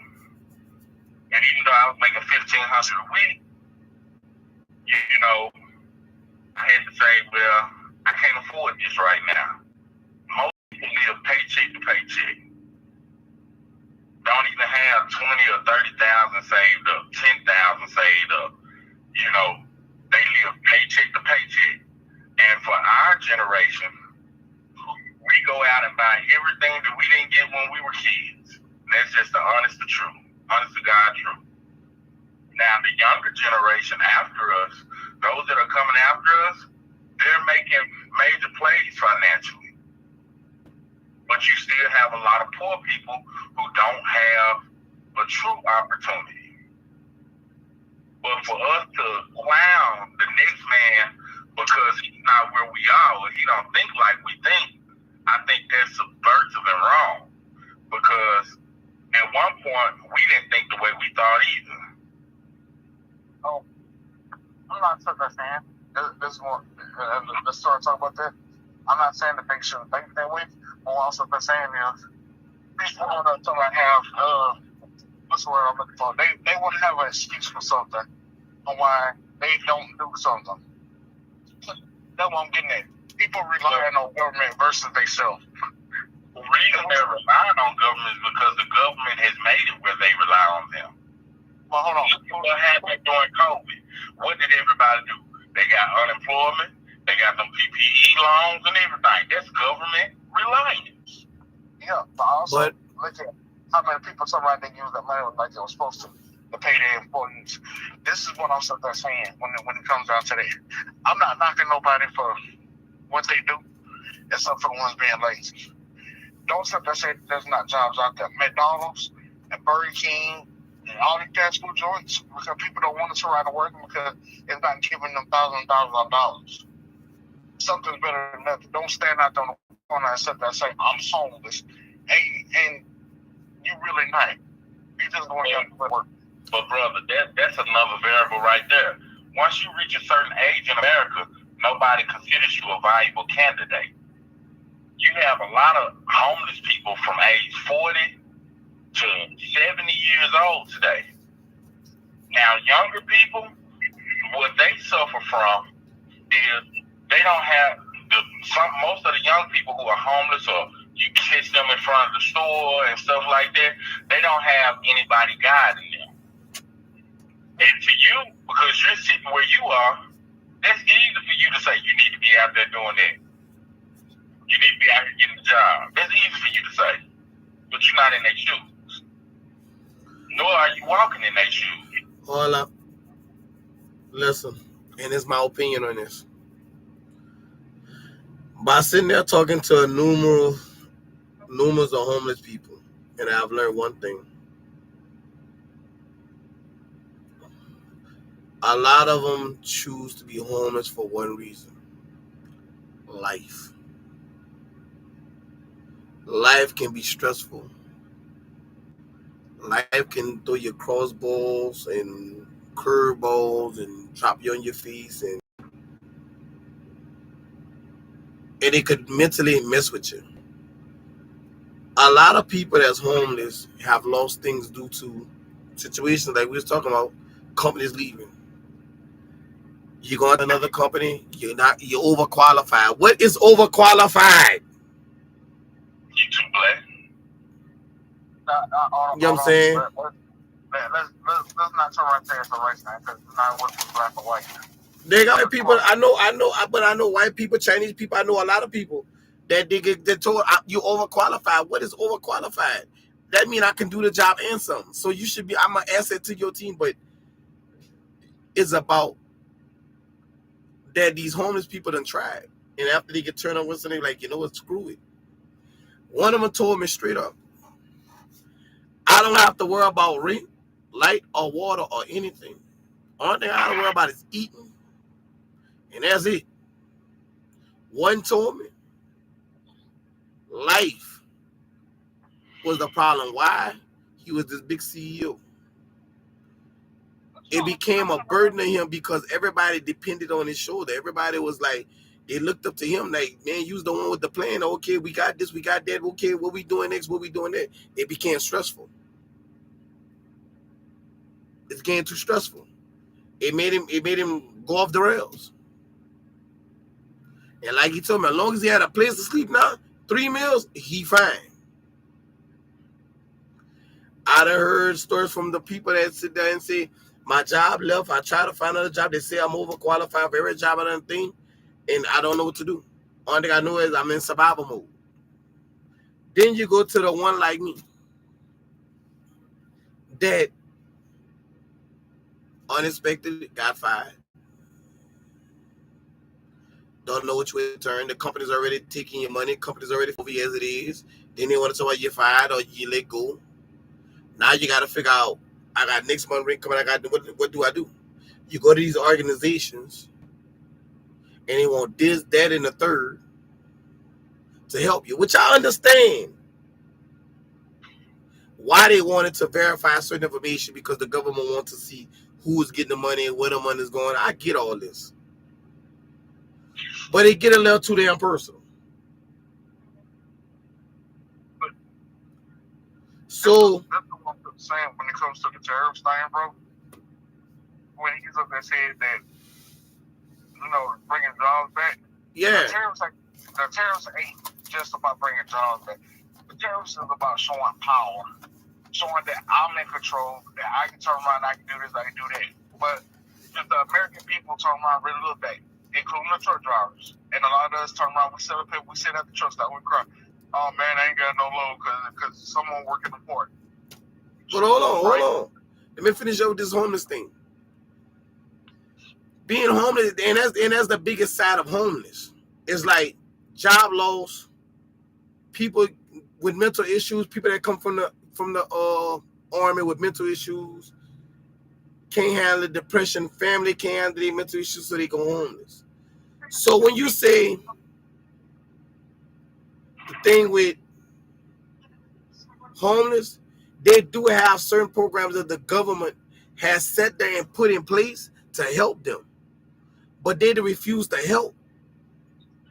Where they can better themselves. I've worked for those organizations, Will. I can name them by the book, man. Salvation Army, United Way, Red Cross. I can tell you what these places are. They're nothing but holding fleets. These people get contracts from the government to hold homeless away from areas where commerce is going on. So because homeless people are considered undesirable in America, just like young people and young black people are considered undesirables in America. Black men are considered undesirables in America. I'm not going to make it a race thing, but I am going to tell you that it's a status thing. Every race in this country is able to get ahead, except for one particular race. Let's go back to the taxes. Back in the day, there was no such thing as income tax for people. Part of the rules of integrating was that we all were going to be placed on a tax roll. Okay? So, let's look at tariffs. The reason, there's a lot of reasons why he's increasing taxes of the tariffs. One reason is when he says make America great again, and like I told you, I'm not trying to be on his bandwagon because there are a lot of things that he does that I definitely do not agree with. However, America used to be solely ran on tariffs. The governmental revenue that was received by the United States in 1832, 1824, 1789, 1790 was all tariffs that went to the United States Secretary of Treasury, even through the early, late 1800s, early 1900s, around about 1913. This is what it was. It wasn't until after the Civil War there was a tax imposed upon people. I believe it was 1913 they started trying to change and go into taxing people. And around about 1960, everybody is being taxed through integration. There was more people on the tax roll. President Lyndon B. Johnson definitely pushed the women's initiative because there was going to be more people on the tax roll. Instead of a man being the only one on the tax roll claiming head of household, that's where that head of household came from. Now they're going to allow the woman to claim that exemption. And then they're getting taxes from the man, they're getting taxes from the women. When the children turn 18, they're getting taxes from the children. The United States at one point did not have anyone pay taxes. Only businesses had to pay taxes. And businesses operating outside the United States, coming into the United States, they paid a tariff. And majority of the revenue of the United States during these times was plentiful. And then between the 1960s, 1939 and 1960, there was an increase in income tax and it surpassed the tariffs. Tariffs are not hurting American citizens only if they buy. Okay. But Here's the thing. What does the American? Okay, so since you said it's only hurt when they buy, right? So you gotta think about it. Everybody needs something. So you got to think about it. If the food, if you buying beef, and not all the beef is coming from America, right? It's coming from different spots because there's other places they got cows. So you think about it. Like, listen to what you're saying. It's not really hurting American people unless they buy it. You got to buy every damn day. No matter how you turn around you put it. Because don't nobody want to turn around and walk. Don't nobody want to turn around and go get no horse and take care of it. And he'll turn around and go horse and buggy no more. So you gotta look at it. You're gonna pay for gasoline. Now all the gasoline comes from the United States. So it comes on tankers. So somebody gotta pay for that to come from Iraq and all the right there, all the different places that they come from. And you gotta pay for that to come here in order for them to turn around and have it. Okay, cool. You gotta pay for that to get from wherever it's coming from to here. Because we don't have a bunch of rice farms. Could we have a lot of them? Yes, we could. But the thing of it is, a lot of farmers figure out, why should I turn around and do that when I can turn around and do a combination of 2 in 1? I can turn around and grow something that we eat and also can be used for something else, whether it's for fuel. Corn, prime example. Corn is used for oil, food, and also used in certain parts of gasoline. Because they do use it to a certain degree. So therefore, you gotta look at it. Farmers gonna turn around and use the most profitable thing here. They're not looking at, okay, well, I'm gonna do this right here where it'll help my people out. They're looking at how to get the quick dollars. Because why? They got farm equipment that they gotta buy. They got farm equipment that they gotta keep up. They got family stuff they gotta turn around and take care of. They got employees and stuff that work for. So therefore, it's all right. Yeah, it is hurting American people. I'm not going to sit there and disagree with what you're saying, but it does hurt to a certain degree because why? In some shape, form, or fashion, we all suffer. And the thing of it is, and I'm going to say this, and once again, this is my opinion. I don't care who likes it, who don't like it. Government know where to find me, and I'll be more than clarified to turn around and say the same thing to them in their face. We, as people, gave the government too much power. We allowed the government to tell us what we can and can't do. We didn't have to segregate our families. We chose to do that because why? It was an easy way. It don't matter whether you're black, white, Puerto Rican, Haitian, can be black, white, or purple. You would be clear. You allowed allowed there to turn around and come between you and your family because why? You wanted the easy way out. And that's what makes the difference between each generation. One generation worked harder than the next. And as the generations got further and further along, each generation started taking the easier route. If you look at it right now, they're bringing things back into play from way back when. They're talking about bringing firing squads back. They're talking about talking about taking away your food stamp, which is back then they didn't have food stamps way back then before they got started. But you look at when they started it, what did you have people doing? They had neighbors' kids coming over, they was claiming, and everything else. When the social work came to the house to look. So regardless of the fact, you look at it now. The government trying to tell you can't whoop your child. You can only put them in time out. Well, the school talking about putting your kid out and putting them out, but you got to work to turn around and take care of that kid. So you got an option right now. It's either your job or be at home with your kid. And if they're under a certain age, guess what? You can't leave that kid at home. Because why? They burn the house down, guess what? And they get hurt. You're not reliable for that because why? You're their parent. Yeah, but we can't fix that situation. Well, we can. No. Don't sit there and say we can't. I'm going to stop right there. Don't say Let me explain to you what I mean by that.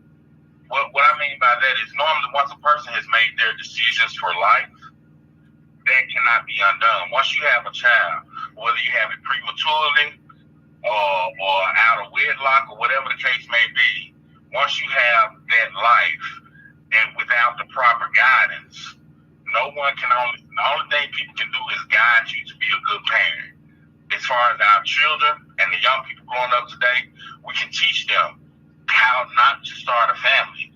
That's why they have family planning, because people need to learn how or when are you qualified to have a family. Just because your body is ready for you to have to bring a child into the world, and just because your man's in the jumping does not mean that you go out and create a life that you cannot defend for. Okay. Okay, hold on. Let me finish my statement. Defending for a life does not mean that you can go out and get a job and say, oh, I got a job, I'm taking care of my family.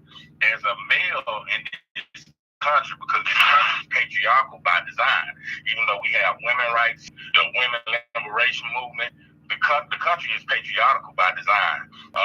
The old law of courting a woman and betrothing a woman still exists on record.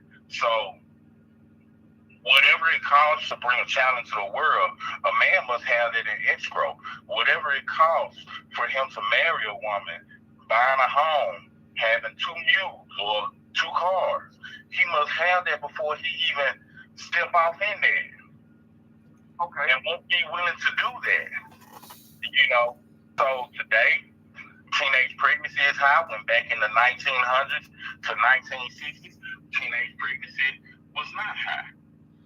Okay, but look at what a single parent home is more than quadrupled by hundreds of percent since 1900 and 1960. Matter of fact, they took a poll. President Lyndon B. Johnson took a poll in 1957 of the economy as far as the family.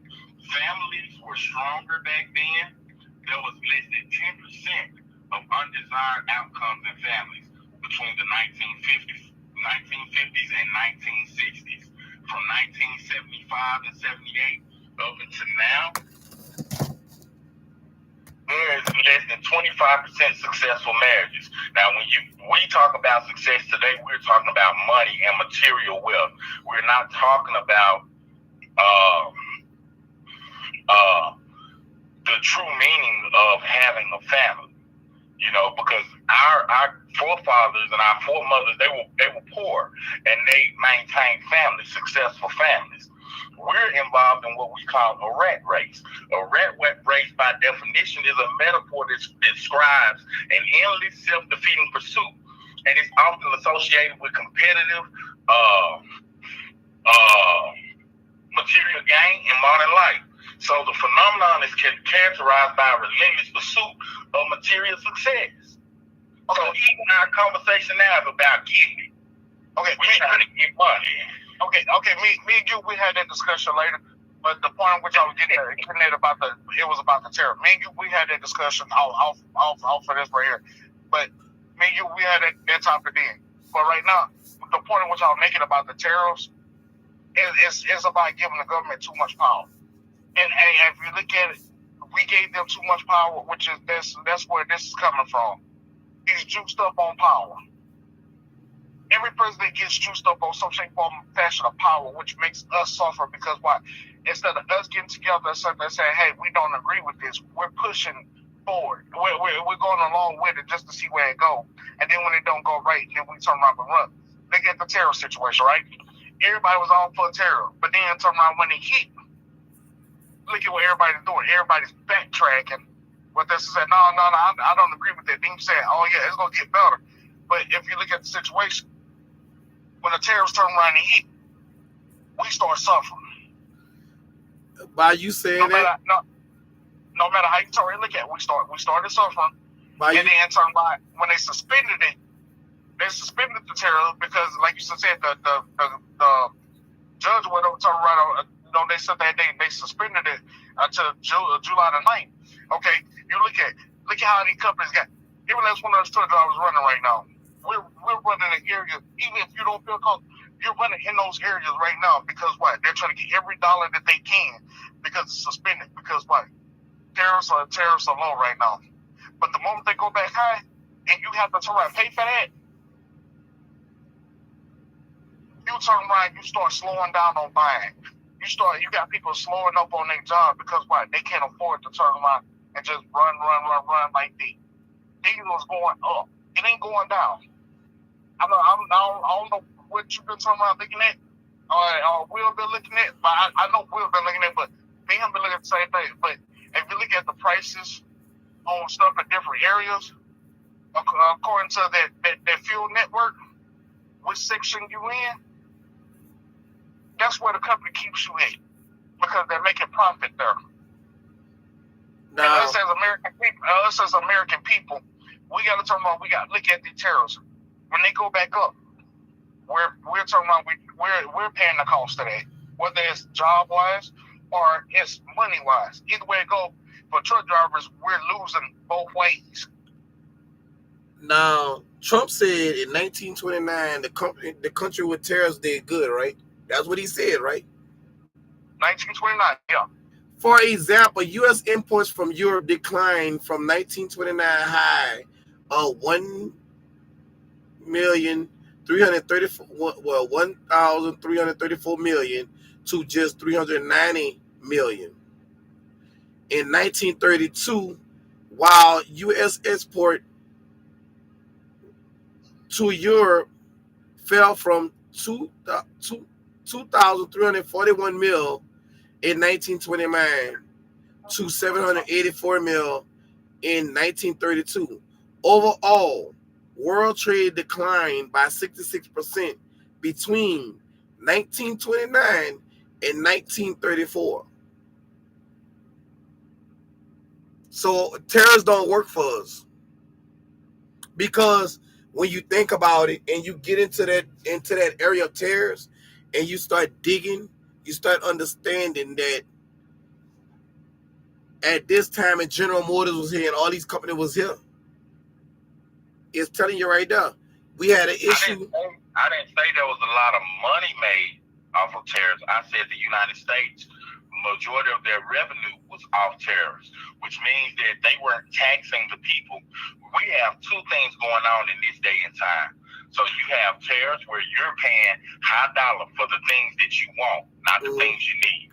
Majority of everything that you buy is something that you want, even when it comes down to groceries. Okay, you're buying what you want. You're not buying what you need to sustain your life. When you buy your shoes, you buy the shoes you want. You're not buying what you need to sustain your life. So we are high consumers today when back then we weren't high consumers. No. And so that didn't affect us back then. Listen to what I just said. Overall, we're declined by 66%. I I heard you when you said that. So But we what was you- back then. You gotta. What I'm trying to make it seem. What I'm trying to make you understand is, back what then you're not understanding is we were there's still no high consumer. consumers. I We understand what always you're gonna saying. be a high consumer country. No matter how it goes, we No, always gonna we be the living off biggest the consumer land. of everything. No, sir. We were living off the land between 1900 and 1960s. Okay, hold up.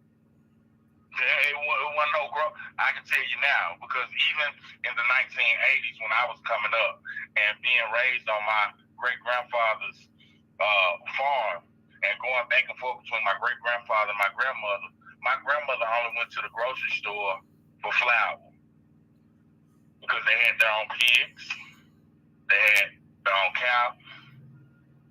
They had everything of their own, and they didn't go to the market. They called it the market back then. And the markets weren't like Walmart. They weren't like Target. They have grown to that because people have become more dependent upon grocery stores. Sam Walmart was a small little town outlet, like a hardware store. Mm-hmm. It wasn't what it was today. And what era you said this was? And what area what? What era would you? 1981 through 1990s. There was still people out there living off the land, just as they do today. Between 1900 and 1960, people were living off the land. Financially. Everywhere was not industrialized. So yes, the country didn't make a lot of money off of tariffs, but majority of their money came from tariffs because they weren't taxing people. Today, you pay taxes when you spend money. You pay taxes at your job. You pay taxes when you buy a car. You pay taxes when you buy clothes. Every time you turn around, whatever state you're in, you're paying a tax on top of a tax. They have gotten you used to being a consumer. This is why every decision they make affects you, because you're tied into the rat race. In the rat race, when you look at a rat race, the concept is you take a rat and you put them at the end of a maze. That maze has walls. That rat can go a certain way to get to the end where the cheese is. Certain places he ain't gonna be able to go because you're controlling him. And we as American people are being controlled economically. Why? Because we're trying to live within the means of the system. We're trying to fall out of control. We want to live like the rich folk live. Okay. We want to have all the opportunities afforded to us, and that's fine. But that comes with a price. Now, what I'm about to bring up, you said the 1980s, right?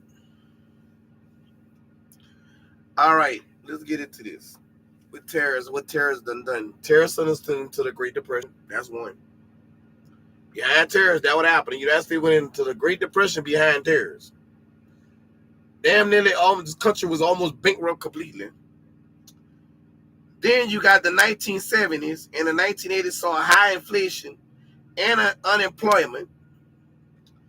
Then you go into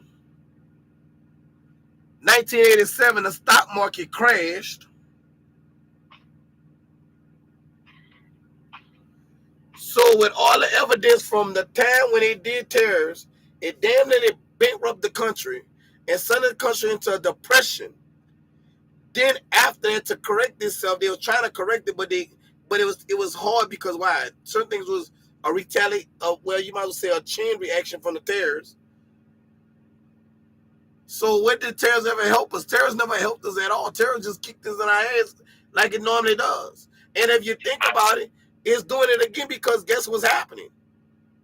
People getting laid off, companies closing, shit too high, inflation's through the roof. So guess what's about to happen? The country's almost about to be bankrupt again. So guess what we on the verge for another depression? Behind what? One super ego that want to prove a point. Want to prove a point, I could do a better job than this president and that president. That's what it really boils down to. He's trying to prove a point and don't realize he's hurting us. He's not for us. While we sitting here struggling to survive, he's sitting there making nothing but money across seas in Dubai and all these other countries. That's all he's doing. And then he's receiving gifts from these countries. It tells that he'll turn around dropping down tariffs and stuff like that. It makes spots. So at the end of the day, tariffs don't help us. You know how many trucking companies got to close due to tariffs? That hurts the driver. Now the driver got to go to another company. Start all over. So at the same time, him got to go to another company, start over. Guess who else hurt? His family. Now his family, he can't provide like he normally provide for his family because this job was providing everything and making sure they was straight. Now he got to go take a lower pay cut. Now they got to cut back some. Nobody knows who children got sicknesses for insurance. Nobody knows if their wife's sick. You know what I'm saying? What's going on in there? So sometimes having a high income is good for a reason. Sometimes having a high income is just to have it. You know what I'm saying? Some of us do right, some of us don't. Great, but everybody is not going through that same variable. You feel me? Like you can sit up here and say, "Oh, we don't know if the children's sick, if the wife's sick," and that may be 10 to 15% of people. And yes, my heart goes out to those type of situations. But at the end of the day, we as Americans, if that's what you want to call us, those of us who are working, those of us who have vibrant income, maybe we need to take a step down on our livelihood and start stockpiling our money. And start investing our money and start doing the things that are fiscally responsible instead of living paycheck to paycheck. These are very considerable things to do. Why are you saying that? Okay. I'm saying that because every time there has been many recessions in this country. There has been many Great Depressions and many depressions in this country. This is what they do to make money because you can only do so much to capitalize in America.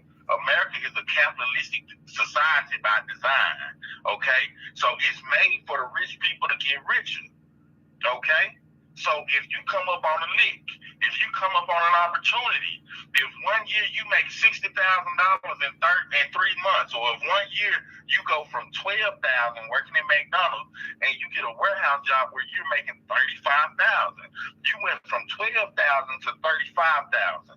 If you need to decrease how you live, you need to do that so you can survive. Because if you don't, you will be homeless. If you don't, you won't succeed. It's called fiscal responsibility. Now, yes, there are things that people in power are doing, and you're right, it is affecting us. But we also control how things will affect, how far they will affect us. Right now, if everybody would have gotten into Bitcoin when it was 2 cents, I can guarantee you, everybody that's on this panel today, our conversation wouldn't even be about these doggone tariffs because we'll be sitting on $1 billion. We can't get mad at the rich for doing what they did to get rich when we still have the same opportunities, but we're choosing to live like rich people or wealthy people instead of being that. If you make $50,000 in 1 year and it's gone at the end of that year, you're fiscally irresponsible. Now watch this. Watch what I'm about to tell you, and you're going to understand where I'm going with this. All 4 Republican presidents since 1980 with the methodology increased the federal deficit during their time of office. Ronald Reagan had a 94% increase. George H.W. Bush, the first one, senior, had 67 increase. George W. Bush the junior had 1,204 increase. Trump has increased 317. Now watch this.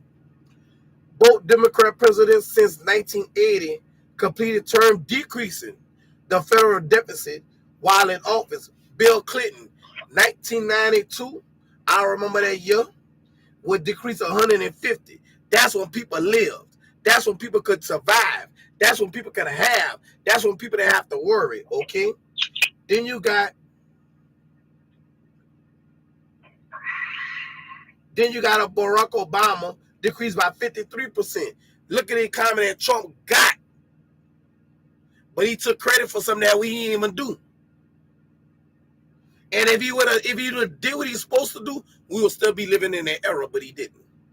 So brother, Joe Biden decreased it by 50. People have to understand this. At the same time, we could say we live for the government, we don't. We get from the government, we don't. We need to live on our own to cut back from the government, we think. But at the same time,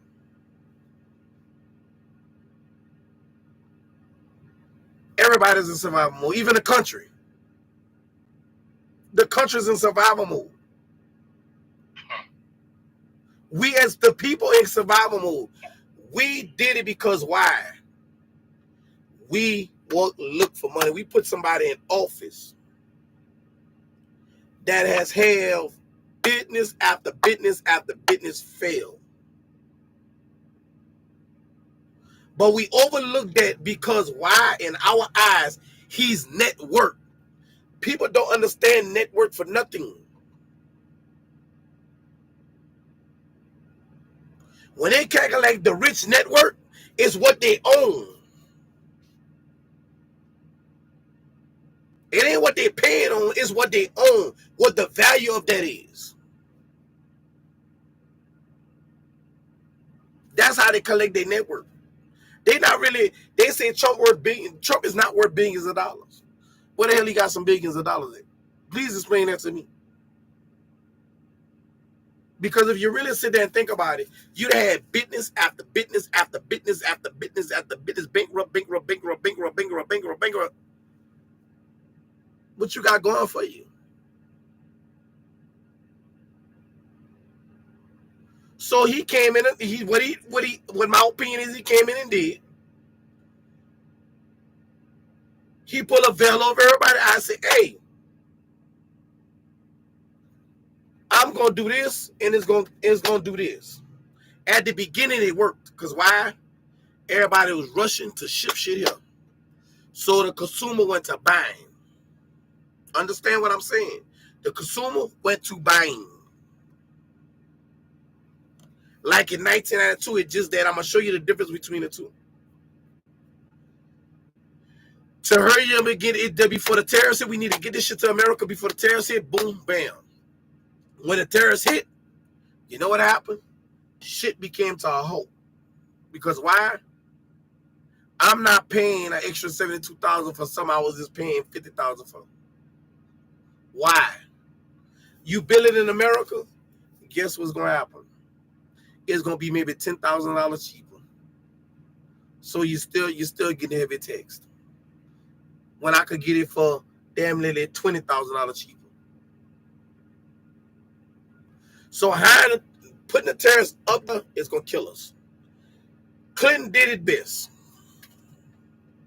Low tariffs. Obama did it best. Low tariffs. Because why?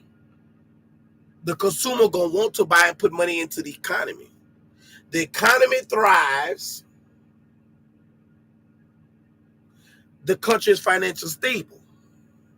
Because the more money is spent, the more tax goes to the government. The less money is spent, guess what the government's not doing? They're not paying their bills. Now you got default on loans. You got interest rates going high. You got late payments on them loans. People think in a right mind, think for a moment. The money they borrowed from the U.S. Treasury, they the United States, they just print money. No, that shit don't work like that. It don't. When the United States go to the Treasury, they tell the Treasury, hey, We need XX amount of money printed. The treasury come out and say, okay, we print this amount of money, it's gonna cost this, and we need to put an interest rate on this, so that loan become due at this time. Okay, cool. We got the people that's paying taxes. They gonna pay. They gonna pay. We pay it back. That's why you see inflation on everything. You see taxes go up. That's why you see it go up. Because why? We have loans to pay. People think money is just free in this country, and it's not gonna work like that. Everybody's gonna suffer. Eventually, the rich listen, and a lot of people don't get it. Right now, the rich might not be suffering, but they're gonna suffer. They're gonna suffer majorly. Because why? You have to understand. You making all this money, but if the country goes back to a depression, you gotta spend it. How you gonna keep the lights on? Because that means if the lights need to stay on, that means guess what? Price go up. Water in the building, price go up. Paper, price go up. Taxes gotta go up because somebody gotta cover the deficit. The taxpayers, yeah, we're gonna cover it, it's gonna hurt us, but guess what? It got to go up. Everything got to go higher to cover that deficit. So tariffs on, if you equal to what tariffs do, tariffs only do one thing: hurt the economy to damn nearly bankrupt the United States, to do a reform. What they call that again? I don't want to say it wrong. I don't want to say it. A reform plan. That's all it is. It don't matter. The tariff don't matter if you're black, white, Puerto Rican, pink, ass white, buck 210, buck cacao, cement, pavement. It don't give a damn who you is. Its job is to, at the current moment, is to break the United States and make the rich richer. But the downside of it all is it's going to ship us till we broke, and the rich got to come down. They got to come down. So you can make all these billions of dollars. At the end of that race, your pocket going to be hit the hardest. Because why? When taxes going to go up, who going to pay it? Because that means business taxes got to go up. That means employee taxes got to go up. All that got to go through the roof just to cover what? The debt of the federal. What Democrat had did was, look, this is how we gonna do it. You over here making $1 billion. I'm gonna tax you heavier because you can survive. The people that's paying taxes gonna pay taxes, but they cannot survive because guess what? They got bills, they got this, they got that, they got this. But you, of the working American people, is making billions. They making 30, 40,000. By the time taxes finish, they making about 20-some thousand, 18,000. With taxes, everything done with you out of billions, you still got billions of dollars. So if you make it 10 billion, after tax everything, you make 5 billion, and I decide to come to you and say, hey, I'm gonna take 2 billion, you still got $3 billion left. And you're gonna talk about you broke? No, your ass just being greedy. That's bottom line what it is. Your ass just being simply fucking greedy because why? You just want to get richer and richer and richer. And then you want to use the excuse, oh, I got a family to take care of. That's my great. Guess what? Just like you got out of the mud, your grandchildren can get out of the mud. And I understand about leaving some for the kids in generation. But that's the problem why children become arrogant. See, terrorists do a lot of breaking off shit to where now you understand why the country go the way it go and what's happening in the country and everything. That's why you get people that's arrogant. Because why the rich doing what they doing with these terrorists? Now you got to trigger out the one that feel they're the elite. Oh, I'm entitled. I could have this. I ain't got to worry about this. I ain't got to worry about that. I ain't got to, because they got money. We got money forever. So now, but if you think about it for a moment and backtrack, so like I said, Democrats like, hey, I'm going to tax your ass. I'm going to tax them still, but I ain't going to tax them heavy, but I'm going to tax you heavy. Now it goes back to where the rich start appreciating shit. The rich start understanding I need to invest this in the company and I need to invest in, look, I can't leave y'all all this damn money because why? Y'all got to understand what y'all working for because these taxes are kind of heavy. But terrorist only kills the American dream of being an owner. That's another thing it does.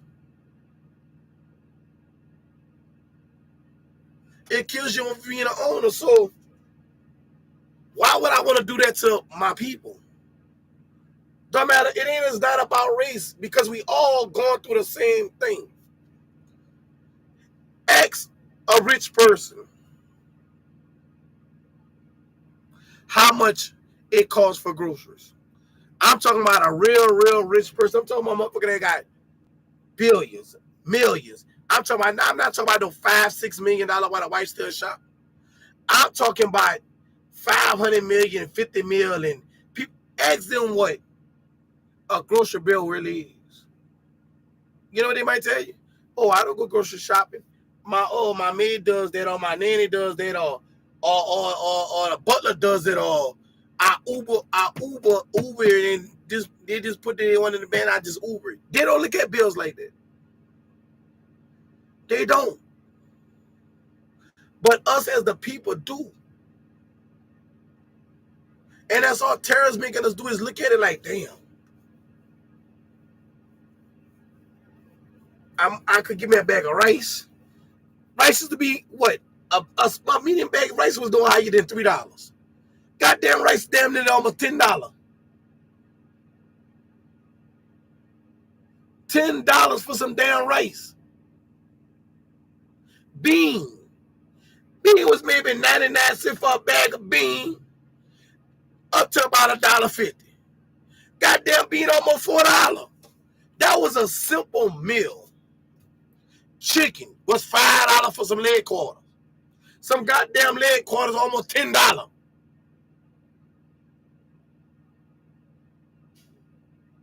For some damn chicken. Motherfucker that run out here and peck the ground is almost $10 damn. And I bet you X one rich person that got money, I bet you they can't even take them numbers. Juice, water. They have some water doing about $4-5 water. Something that's free. Bro, you don't even have to ask a rich person. Just ask a person that budgets their money, a person that considers the fact that anything can happen in this world, man. Like, seriously, at some point, I get what you're saying about how the economy is going, but you must remember that it ain't about, number one, Democrat or Republican, because it was the Democrats that wanted to keep people in slavery, okay?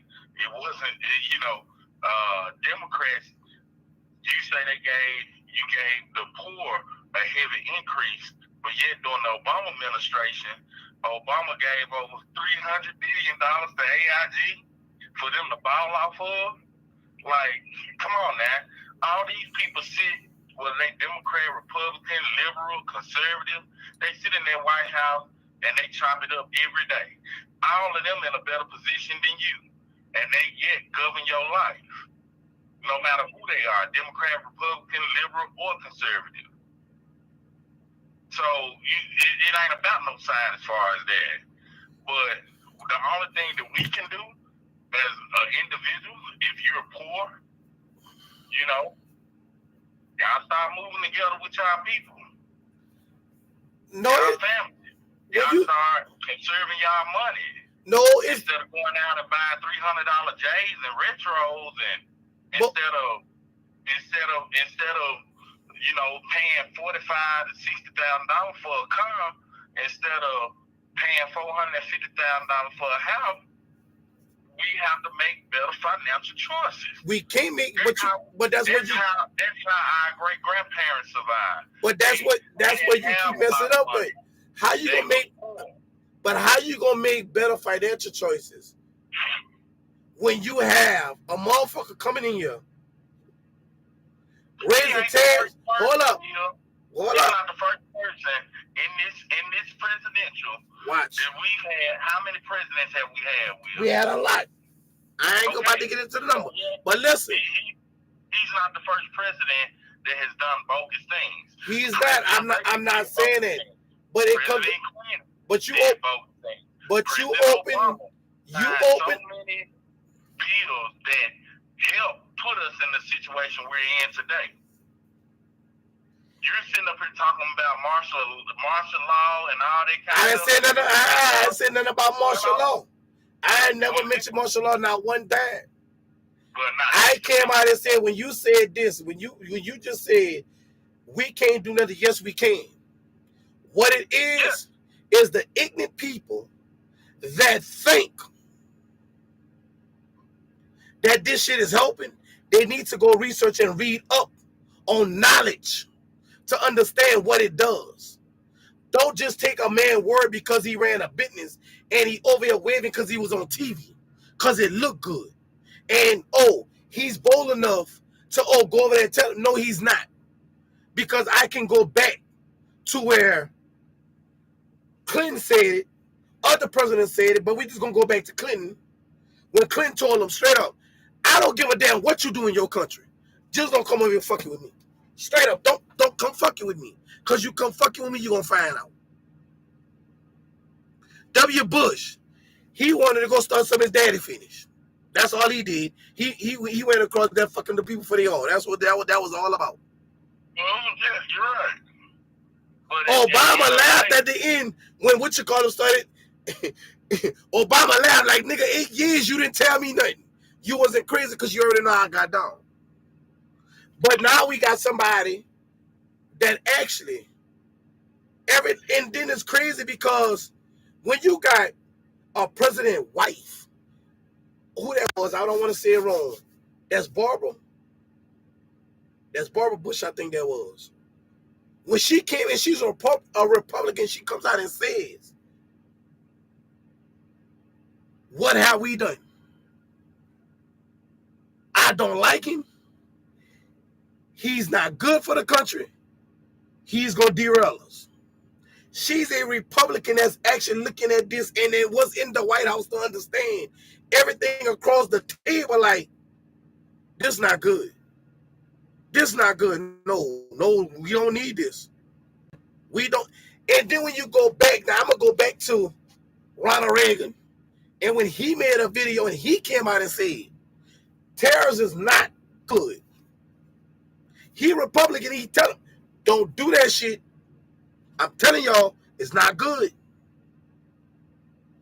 So at the end of the day, we the people, the ones that voted, put somebody in there and ask for the demise.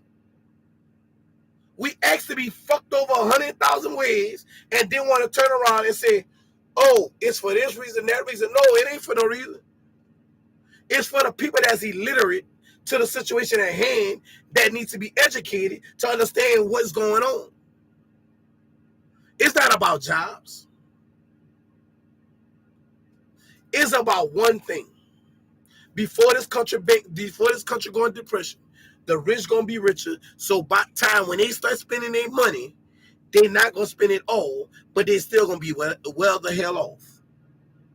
And the poor that's in there, because they gonna take their money. And when the economy go down and the stock market go down, you know what they're gonna be doing? They're going to sit back and wait because this is how they doing. The Queen of England made $467 trillion just on interest alone every hour. When they plop the economy, and I'm telling all the poor folks out here today, when the economy go down, save your ducats, save your dollars, save your grand, save as much as you can. If you gotta leave from that 3-bedroom house and go get you a 1-room shack, save all your money. Cause if it come down, one thing about the stock market, it's gonna go back up because that's what they designing it to do. Put your money in these relevant stocks. But there's the thing. The stock market is, listen, and understand the stock market. It ain't that it's down to us. And why I say it like that is for a reason. To the upcoming people that just invested money, yeah, when the numbers go down, that little money, that thousands of dollars, 50,000, that hurts us. But old boy showed it best. What's his name with the glasses? Oh, damn, I know who I'm talking about too, and I don't want to put that man's name up. That Buffington dude. That Buffington man, he showed it best. And he said it best. They pull money out of the stock market. When they pulling 300 million and 500 million and 1 billion out of it, that's the only why it's crashed. Look, so, I mean, we could argue semantics. So hold up. So answer this question. I'm just stating. Why? That we can't keep coming up with excuses as to why we're poor. We can't. It's amazing. This country been in existence as a business since what? Columbus sailed the blue 1492, and the United States became a legitimate business in what? 1787. So 200 years later, we're now saying that it's their fault that we in the situation we're in, or are we going to come up with a solution to combat? Hold up, no. I didn't never say it's their fault. I mean, it sounds like we're trying to blame our state as a people. Listen to what I said. I never said it was their fault. I said we, the people, vote them in office. We, the people, put people in places. How many of us know our state representatives? How many of us know our Congress? None of us. Because why? Okay. We like he said earlier, we too lazy to get up and go and want to talk to these people. Or I feel like I'm not worthy to talk to these people. Hold up, pump brakes. These people are speaking on your behalf. These people are saying what they think you think. Because I ain't never known in the history that somebody could read my mind or anybody's mind in this country to understand to say how I feel and how I think. Because what you may feel might not be what I feel. So at the end, we're not blaming them. I'm blaming us as the people. We have took the rings off and started holding people accountable. You can't hold people accountable when you can't catch the bus to the town hall meeting because you done went down and got you a 6-pack of beer, 2 loosies, and you balling out of control. Listen. You can't hold people accountable when you out there in Hawaii, you're taking vacations off of money you need to be saving up on. You can't hold people accountable when you're going out here and you're overspending trying to keep up with the Joneses. You can't hold people accountable when you go from making $12,000 to $35,000 and you ain't got nothing saved from that. Once you move away from struggling, I know plenty of people who move from being 10,000 minimum wage workers. We're talking about minimum wage workers to being blue collar workers. And you telling me you sitting up here saying you can't survive this storm? Listen. That means you've done something wrong. No, it ain't. Hold up. You said it completely wrong. You can't hold a president accountable for what he doing when you're not holding yourself accountable for the decisions you're making. The decisions you're making has you in a tighter jam than what you should be. You said it completely wrong. You said, hold up. You said we cannot hold them accountable. Let me show you. Let me give Hold you up, an example. that what you said. We cannot because we doing this, that, and the third, right? Years That's ago, correct. hold up, years ago, in the town I'm from. You can't even afford to sue them. Hold up, Because listen it takes to money what I'm about. to sue people. Listen to what I'm about to say. Years ago, and I learned this years ago. We as people, as a country, don't come together. They know that shit. So how can you hold, when you say don't hold them accountable, it ain't that we can't hold them accountable. We won't, because why? They feed into the bullshit of keeping us divided. And I'm not talking about division. I'm talking about money. But no, listen. Listen. I'm about to break this down to you. Understand? As long as you keep people divided, you can't get the money. Because why? The people that's in office that we put in office, we go pull the levers for, is controlling the money. So if I'm smart and I keep motherfuckers divided, they'll never get together to hold me accountable. Brother, you'll never come together to get the money, because why? You got a different opinion, he got an opinion which y'all entitled to, but ain't nobody gonna never come agree and say, you know what, hold on. Yeah, we should do it like that and get to this point. Because everybody gonna look at it like, I got this going on, I got that going on, so I can't do that because of this going to affect this and that going to affect that. If you ever notice what he did, the first fucking thing he did in this country, when he got up there, he attacked gays, he attacked women, he attacked Haitians, Mexicans. He did that for a reason. He did that to divide us, because why? We had started coming together. Black lives proved it. People started coming together. And he was like, hold on. That's why you started seeing people becoming millionaires, people having businesses. That's why you started seeing everything vibe, the country moving a certain way. That's why you started seeing this.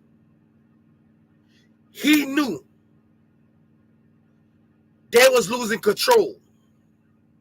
The government was actually losing control of everything. So you're saying you have to quote the history, because people are becoming millionaires, they feel like they're losing control. The government is feeling like they're losing control. So what's the best way to keep the people subject to us controlling? Divide. You divide, you conquer. But see, what they don't understand about divide and conquer is at the end of the conquer, the people have to. The people have to. I think that's something that's all over the place. The reason why I say that is because you're talking about people coming together for an organization. I'm saying personally, we can take responsibility financially for our own lives. Then you can come together with people. You can't come together with people when you're not fiscally responsible yourself. Like they got this saying: a builder, before he go out to build, he count up the cost. You know what I'm saying? So if I want to do something about something, or something that's going on, like right now, it costs approximately $300 to file a lawsuit with the Supreme Court. And I can guarantee you, out of 10,000 people, ain't nobody thinking about or know how to file a Supreme Court lawsuit against the president, if that's what you want to do. But it takes money. That's just the initial setup, $300. Then you have other filing fees associated with that. You got lawyer fees associated with that. You're talking about us come together as a group. When what you have to do, you can come together as a group all day long and work on an agenda, and then go back home and struggle because you ain't got no money. I know people that's actually, honest and true, working and doing budgeting and saving and still poor.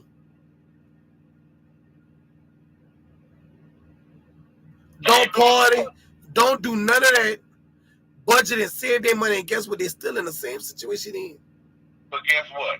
They may not party, they may not do drugs, but their vice may be they like living on the east side of town.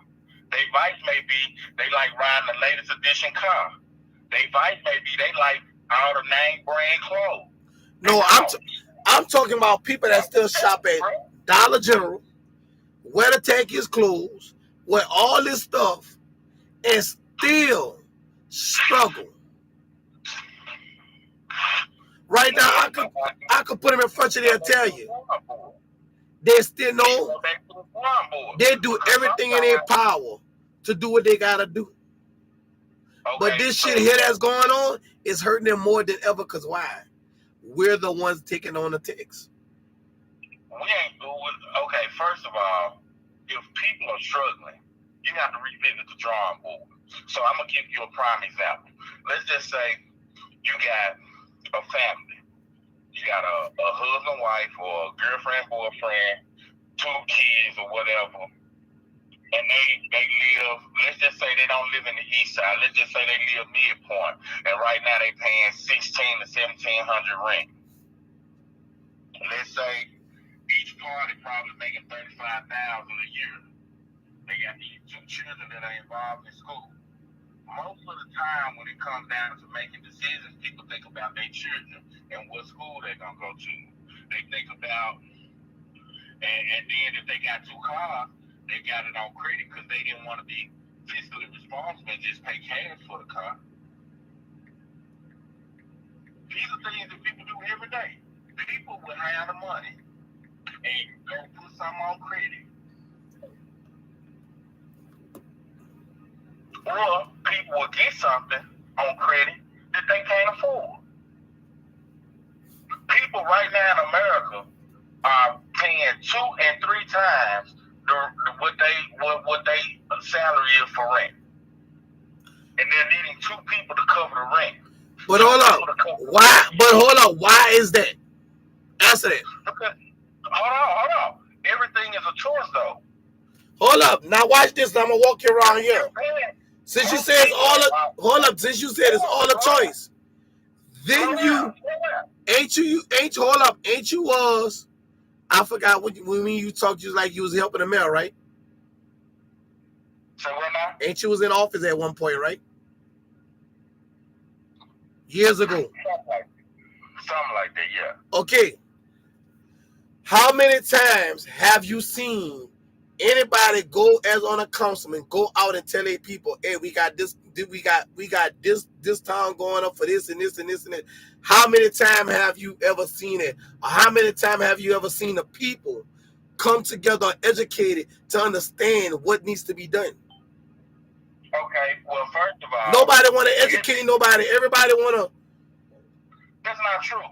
First of all, your town hall meetings, they publicize your town hall meetings. I don't think people have to do is read the billboard at City Hall. That's number one. It's open to the public, no matter where you are in the United States. If it's not open to the public, then you need to sue the city. Bottom line, these are things that we are not kept information. We don't look for information because if you seek it, you'll find it. True. I give that. Okay.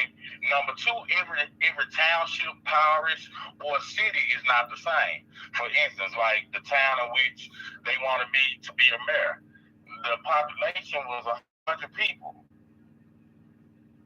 It was and they refused to annex with a bigger population. So they had complete power and control of their city. But the people were fiscally responsible. These people weren't living rich lifestyles like what y'all consider to be rich. They were living in motorhomes. They were living in mobile homes, modulated homes. And their notes were like $300 a month. And these people were paying their notes off on their homes within 1 year. Like, these people live very simple lives. And a lot of times in America, make choices realistically today off of how they want to live, where they want to live, what type of job they have, where they want their children to go to school. And sometimes we need to take the lesser than approach. If every time a generation exits your home, if they got to start from the bottom up, you have done them a disservice. Every generation should be better and better. And that's true. I don't knock it. I agree with that point. The reason why we're still suffering in this economy is because from generation to generation, we still doing the same thing. For many people, the plight in America has been to chase the American dream, the American pie in the sky, the ultimate illusion that goes nowhere. The big house, white picket fence, family, all of that. What we should do is teach our children. When you turn 18, your job is to save as much money as you possibly can. Our vices and our wants is what's destroying us. I'm not saying what the White House is doing and what the government is doing is not contributing to America's demise, but that contributes only to America's demise, not our demise if we do right. Because if we do right, and when America starts sinking, we can leave. Because that's what all the foreigners are going to do. But why are they able to come over here and prosper even in the middle of recessions and depressions? Because they know making right decisions is how you survive. We're in a capitalistic society. No matter what they do in the White House or don't do, our survival is based off of us making good decisions. We need to go back to living poor, y'all. Period. Don't let poor. Hey, y'all need to stop going to the beauty shop every week, getting your nails done every week. That's $300-$400 in your pocket right now. Nope, pump brakes. Listen, and this is the craziest thing ever. No, listen. Nope, this is the craziest thing ever. And I just spoke on this a week ago, and I said it. Cutting hair, you pay now almost, for a haircut almost damn near $100? $30. For someone to sit you down in a chair, take some clippers, cut your hair, and take the time. Everybody started learning about an angle. When back then, see what you didn't, what I'm gonna say it like this. What we was not being taught was about taxes. See, back then, our parents that was doing income tax and all this other stuff, they understood what taxes was. They understood the government wants you to write everything off. They want you to do that. It ain't that they don't. They want you. That's why you could have seen back then when we was coming up and you seen them getting big tax. That's why. Why should I charge this man $40 and I gotta pay taxes on $40? What? Nah, I'm not gonna do that.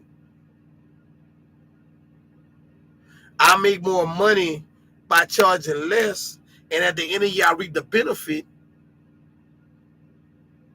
of steady owing. But we don't do that. We want to charge high, pay the taxes, and then still owe money on the backside. Or then we use this bullshit about, oh, shit costs. No fucking does.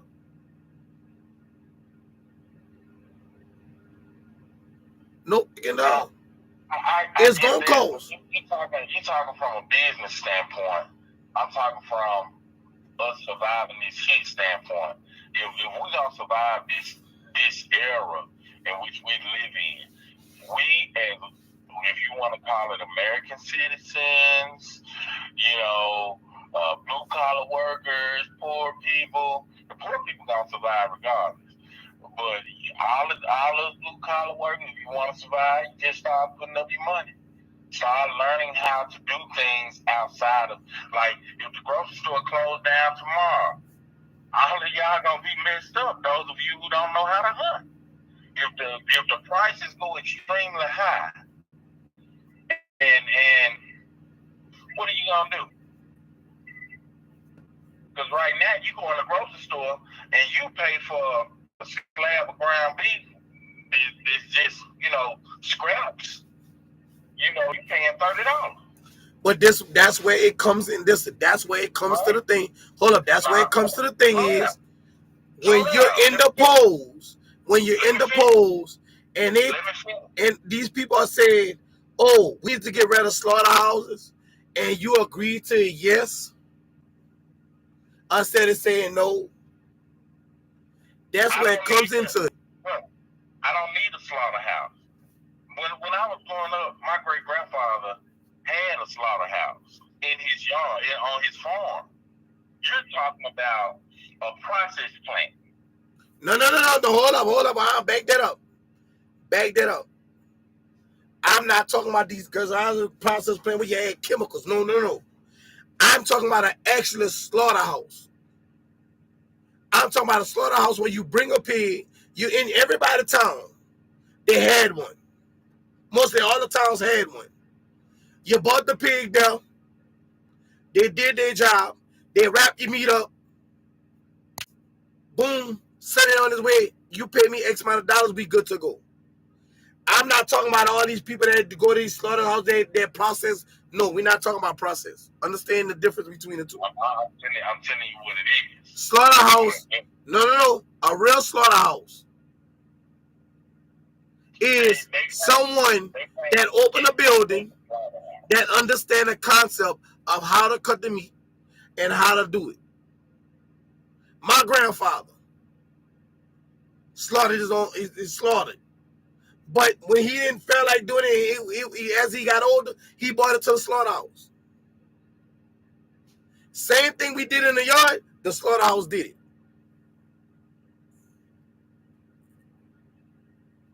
And what I'm saying is, how many people know how to do that? Not a lot.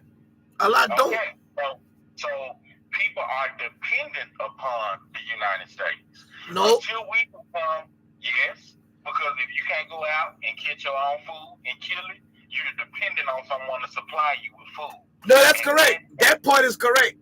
But it ain't that. No, hold up. It ain't that we dependent.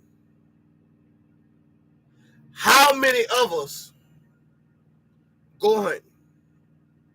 How many of us as a people, like, I'm talking about jury, think about it for a moment. How many of us, don't matter what race you are, how many of us go hunting still? You still have a couple of people that still go hunting. But how much space do you have to hunt? You don't have that much territorial no more. Because why? We the people allowed the government to make certain rules and certain laws to do certain things and to do and follow behind certain things and build certain things. We did that. So the system we in is due to the people. We put ourselves, no matter how much money you got, we put ourselves in this shit storm. Don't matter you're rich, poor, however, we put ourselves. It's just that the other ones got smart. I'm going to let you do the work, and guess what? I'm going to just sit back and collect. Because why I say it like that is, Elon Musk. All thing Elon Musk did was hire people to do the job. And sit back and just, okay, I don't understand this, but I'm going to hire you because you know this. I'm going to hire you because you know this. I'm going to hire you because you know that. I'm going to hire you because you know this. I'm going to hire you because you know that. And boom, I'm done.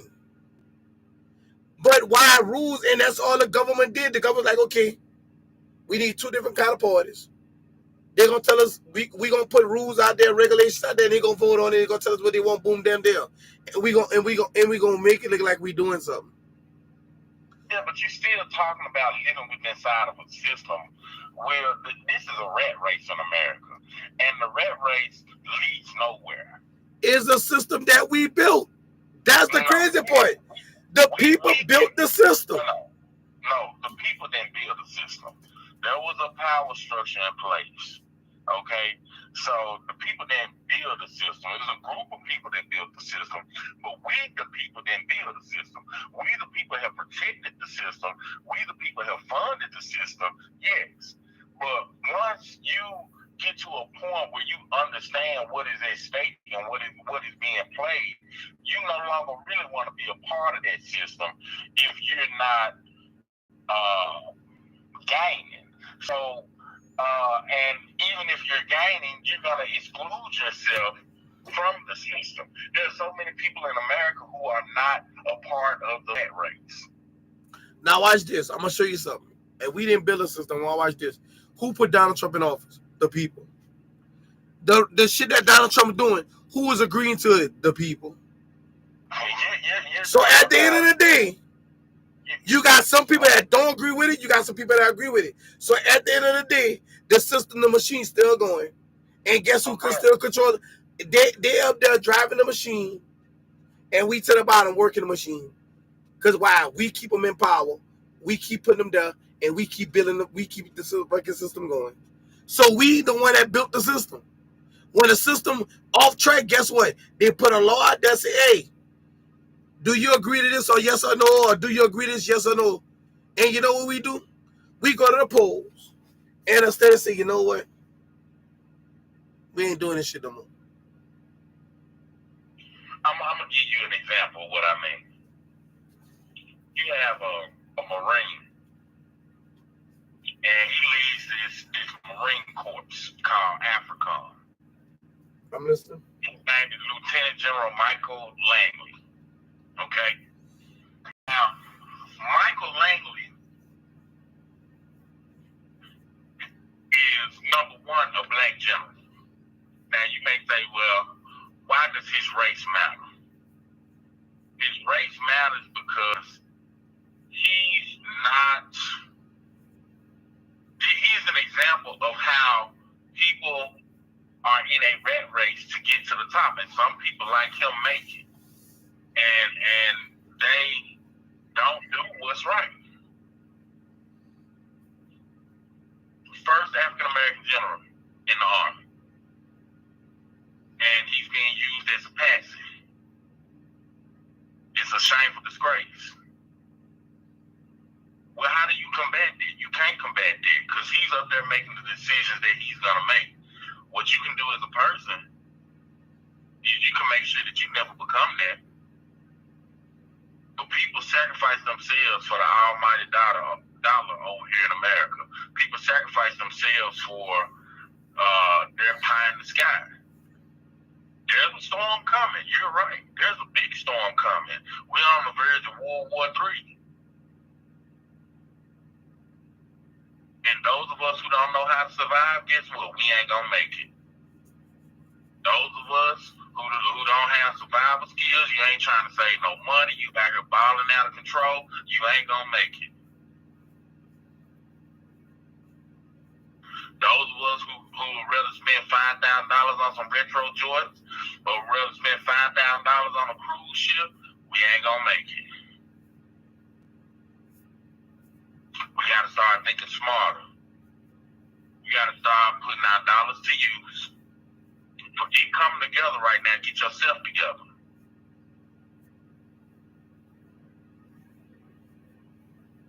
That's what you gotta do. We can talk all the rights and wrongs of politics and stuff like that, but at the end of the day, when you don't know how to kill that wild hog, because your grocery bill too sky high, politics ain't gonna matter that much when your belly hungry. Who right and wrong ain't gonna matter when the elements are hitting you on the head because you don't have a place to stay. Thanks. Which is true. It ain't gonna matter who right or wrong or how that thing on. It's gonna boil down to the decisions you made in life. Correct. So I mean, all I'm saying is, I get where we're going with the tariffs and everything, but throughout history, I would rather have tariffs than income tax. I'd rather have income tax than tariffs. No. Let me explain to you why. Income tax was never for us. Income tax was never for people. Correct. When they found this country, income tax was strictly for business in America. The tariffs were for businesses outside America. Like how you were saying, Great Britain, they had to pay a tariff because everybody wanted to get in the United States. They wanted to do business in the United States. But the only people now that benefited from the United States were the people in the United States. The businesses in the United States, they paid an income tax, but the tariffs came from everybody else on the outside because they were trying to gain entry into the market into the United States. That's why during the 1900s, all the way up, the tariffs declined because outside business didn't want to pay their tax to be in here. But that was the only way the United States was getting money besides the businesses in the United States. So when they lowered the tariff, they went to the businesses and increased their taxes. So businesses started pulling out, then they increased your tax. Oh.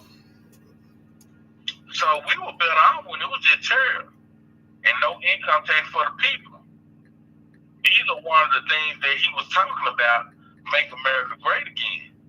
I'm not talking about slavery or anything. If you look out throughout history, politically or business-wise, the model that the United States had between the 1870s and the late 1950s, we had a for sure business model. A great business model as far as when it comes to taxes. Now, as far as our morale as a country, we suck. I give you that. And no, we don't want to go back to that. But yes, let's please go back to the way we used to handle business. Now, you as a person wasn't supposed to pay taxes, but this is what they did. Now, hold up. You say business start pulling up because taxes went high, right? Say what now? I say you say businesses start pulling out because taxes went high, right? Because they stopped getting the tariffs from Great Britain, USSR. You gotta realize a lot of countries knew that the United States was gonna be a superpower, so they wanted in. Back then, they said, "Man, you gotta pay tariff." So you had a number of things going on as to why Great Britain, France, China, all of them started pulling out as far as tariffs. Remember, slavery had been abolished in 1787 was the independence for the nation. Slavery, let's do a fact check real quick and see when slavery was abolished. See, I'm gonna show you. Hold on. When you say tax, they started tax out, right? The tax rate is 21% for corporation, for a C corp, and then on an S corp LLC, is 1.5% of the corporation network, or $800. So when you look at in 19 slavery was abolished in 1865. Yep. Between 1865 and 1960, there was a lot of financial changes in this country. A lot of financial changes. We have to understand that when slavery was abolished, they stopped selling sugar cane for free, as far as free labor. Cotton wasn't under free labor anymore.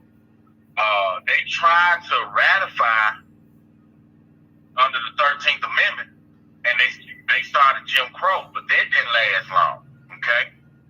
But they were no longer having free labor.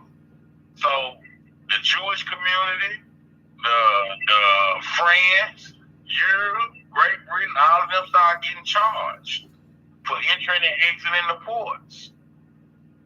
because no longer could there be free labor. So this is one of the reasons why the tariffs start dropping. Now, listen what I'm about to tell you. I said this is one of the reasons. And I understand that, but when you said tax rates with company businesses, in 1920s, it started the tax. Hold on, I'm gonna make sure I read this right. January 1920 to July 1921, to facilitate recovery, the top USA margin income tax rate reduced to 73% in 1921 to 58% in 1922, then to later to 46% in 1924 and 25% in 1925. As the current tax rate right now is 21%. So at the end of the day, when you look at it, was enacted in 1862. Okay, it said it states here that it was a forerunner of our modern income tax, in that it was based on the principles of graduated progressive or taxation and of withholding income at the source. The federal income tax was first enacted in 1862 to support the Union's Civil War effort. Albeit the system was somewhat different than today. It was eliminated in 1872 and then revived 22 years later in 1894. In 1913, the 16th Amendment to the Constitution made the income tax a permanent fixture in the U.S. tax system for businesses. Now, they did that to keep from having to go to international bankers to fund their wars. World War II, they decided, instead of just charging businesses, because one of the things that would happen when they would go to war, businesses would stop producing whatever it was they were producing and create things for war. Well, it didn't make sense to charge tax in their mind to the business that's helping them in war. So they said, during the time that we go to war, we want the people to pay a tax. And then after the war, we'll stop it. But they never stopped it because they made so much money doing that. But the people were never supposed to pay taxes. And following that, they started enacting certain policies that made it a guarantee for you to pay policies, like attaching you as a person to your straw man bill. Remember, early 1800s, there was no birth certificate. There was no way really to declare who you was except for to say who you was. Some person of official authority granted you permission to be somewhere or vouch on your character, but there were no IDs, so to say. It was only contracts and treaties. That's all they had back then. There was no ID, social security card, birth certificate, none of that. So we can't say that the tax system was the same back then and that it encumbered the responsibility of the general public, because it didn't. Because if they only had contracts and ledgers, it's safe to say that businesses were the ones that were paying taxes. So later on, when they create travel arrangements for you to travel in the United States on the road, you got to pay a tax. Well, now your name on your driver's license has all caps. Why? Because in business, you in all caps. One thing about the United States, they gonna change the rule, but they gonna follow the rule. Technically, you ain't supposed to pay taxes, but they gonna disillusion you, and then they gonna turn around and follow policy and procedure to make you an entity, to make you a business, whereby they can make you pay taxes. because they can't do away with the Constitution or any agreement or treaty that was made in the past. The only thing that they can do is amend it. And if they amend it and there's no conjecture about the amendment, there have been so many amendments that have placed people in the position that we're in today without them even knowing it. We too busy talking about abortion, being gay. We're talking about who right and wrong in the White House when we don't even realize that we're not even in our true and proper status. This is why they able to do what they able to do to us.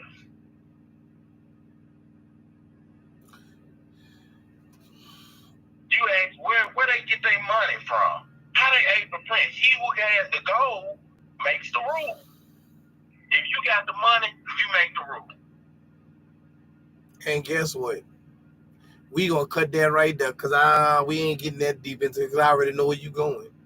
I already know where you going. So look, y'all got basically what we saying. There's a lot of opinions. Everybody have a different one. Everybody look at things different. But some people say terror is good, some people say terror is bad. But for the truckers, it's not good. My opinion is not good because we ain't making money that we need to survive. What you'll say? I know it's not good, but I say that we need to be responsible. Now is the time, hey man, downgrade your lifestyle. It may hurt you. It may hurt your little feelings. Downgrade that lifestyle. Go get your rooming house if you single. Hey, stack your duckies up. If you married, it's time to have that conversation with your wife. You're a leader of your house. Do that. That's real talk. Ain't no need of you staying in the same situation when you can do something about it. So y'all got that. So to all y'all deuces, have a good night. See y'all on the flip side.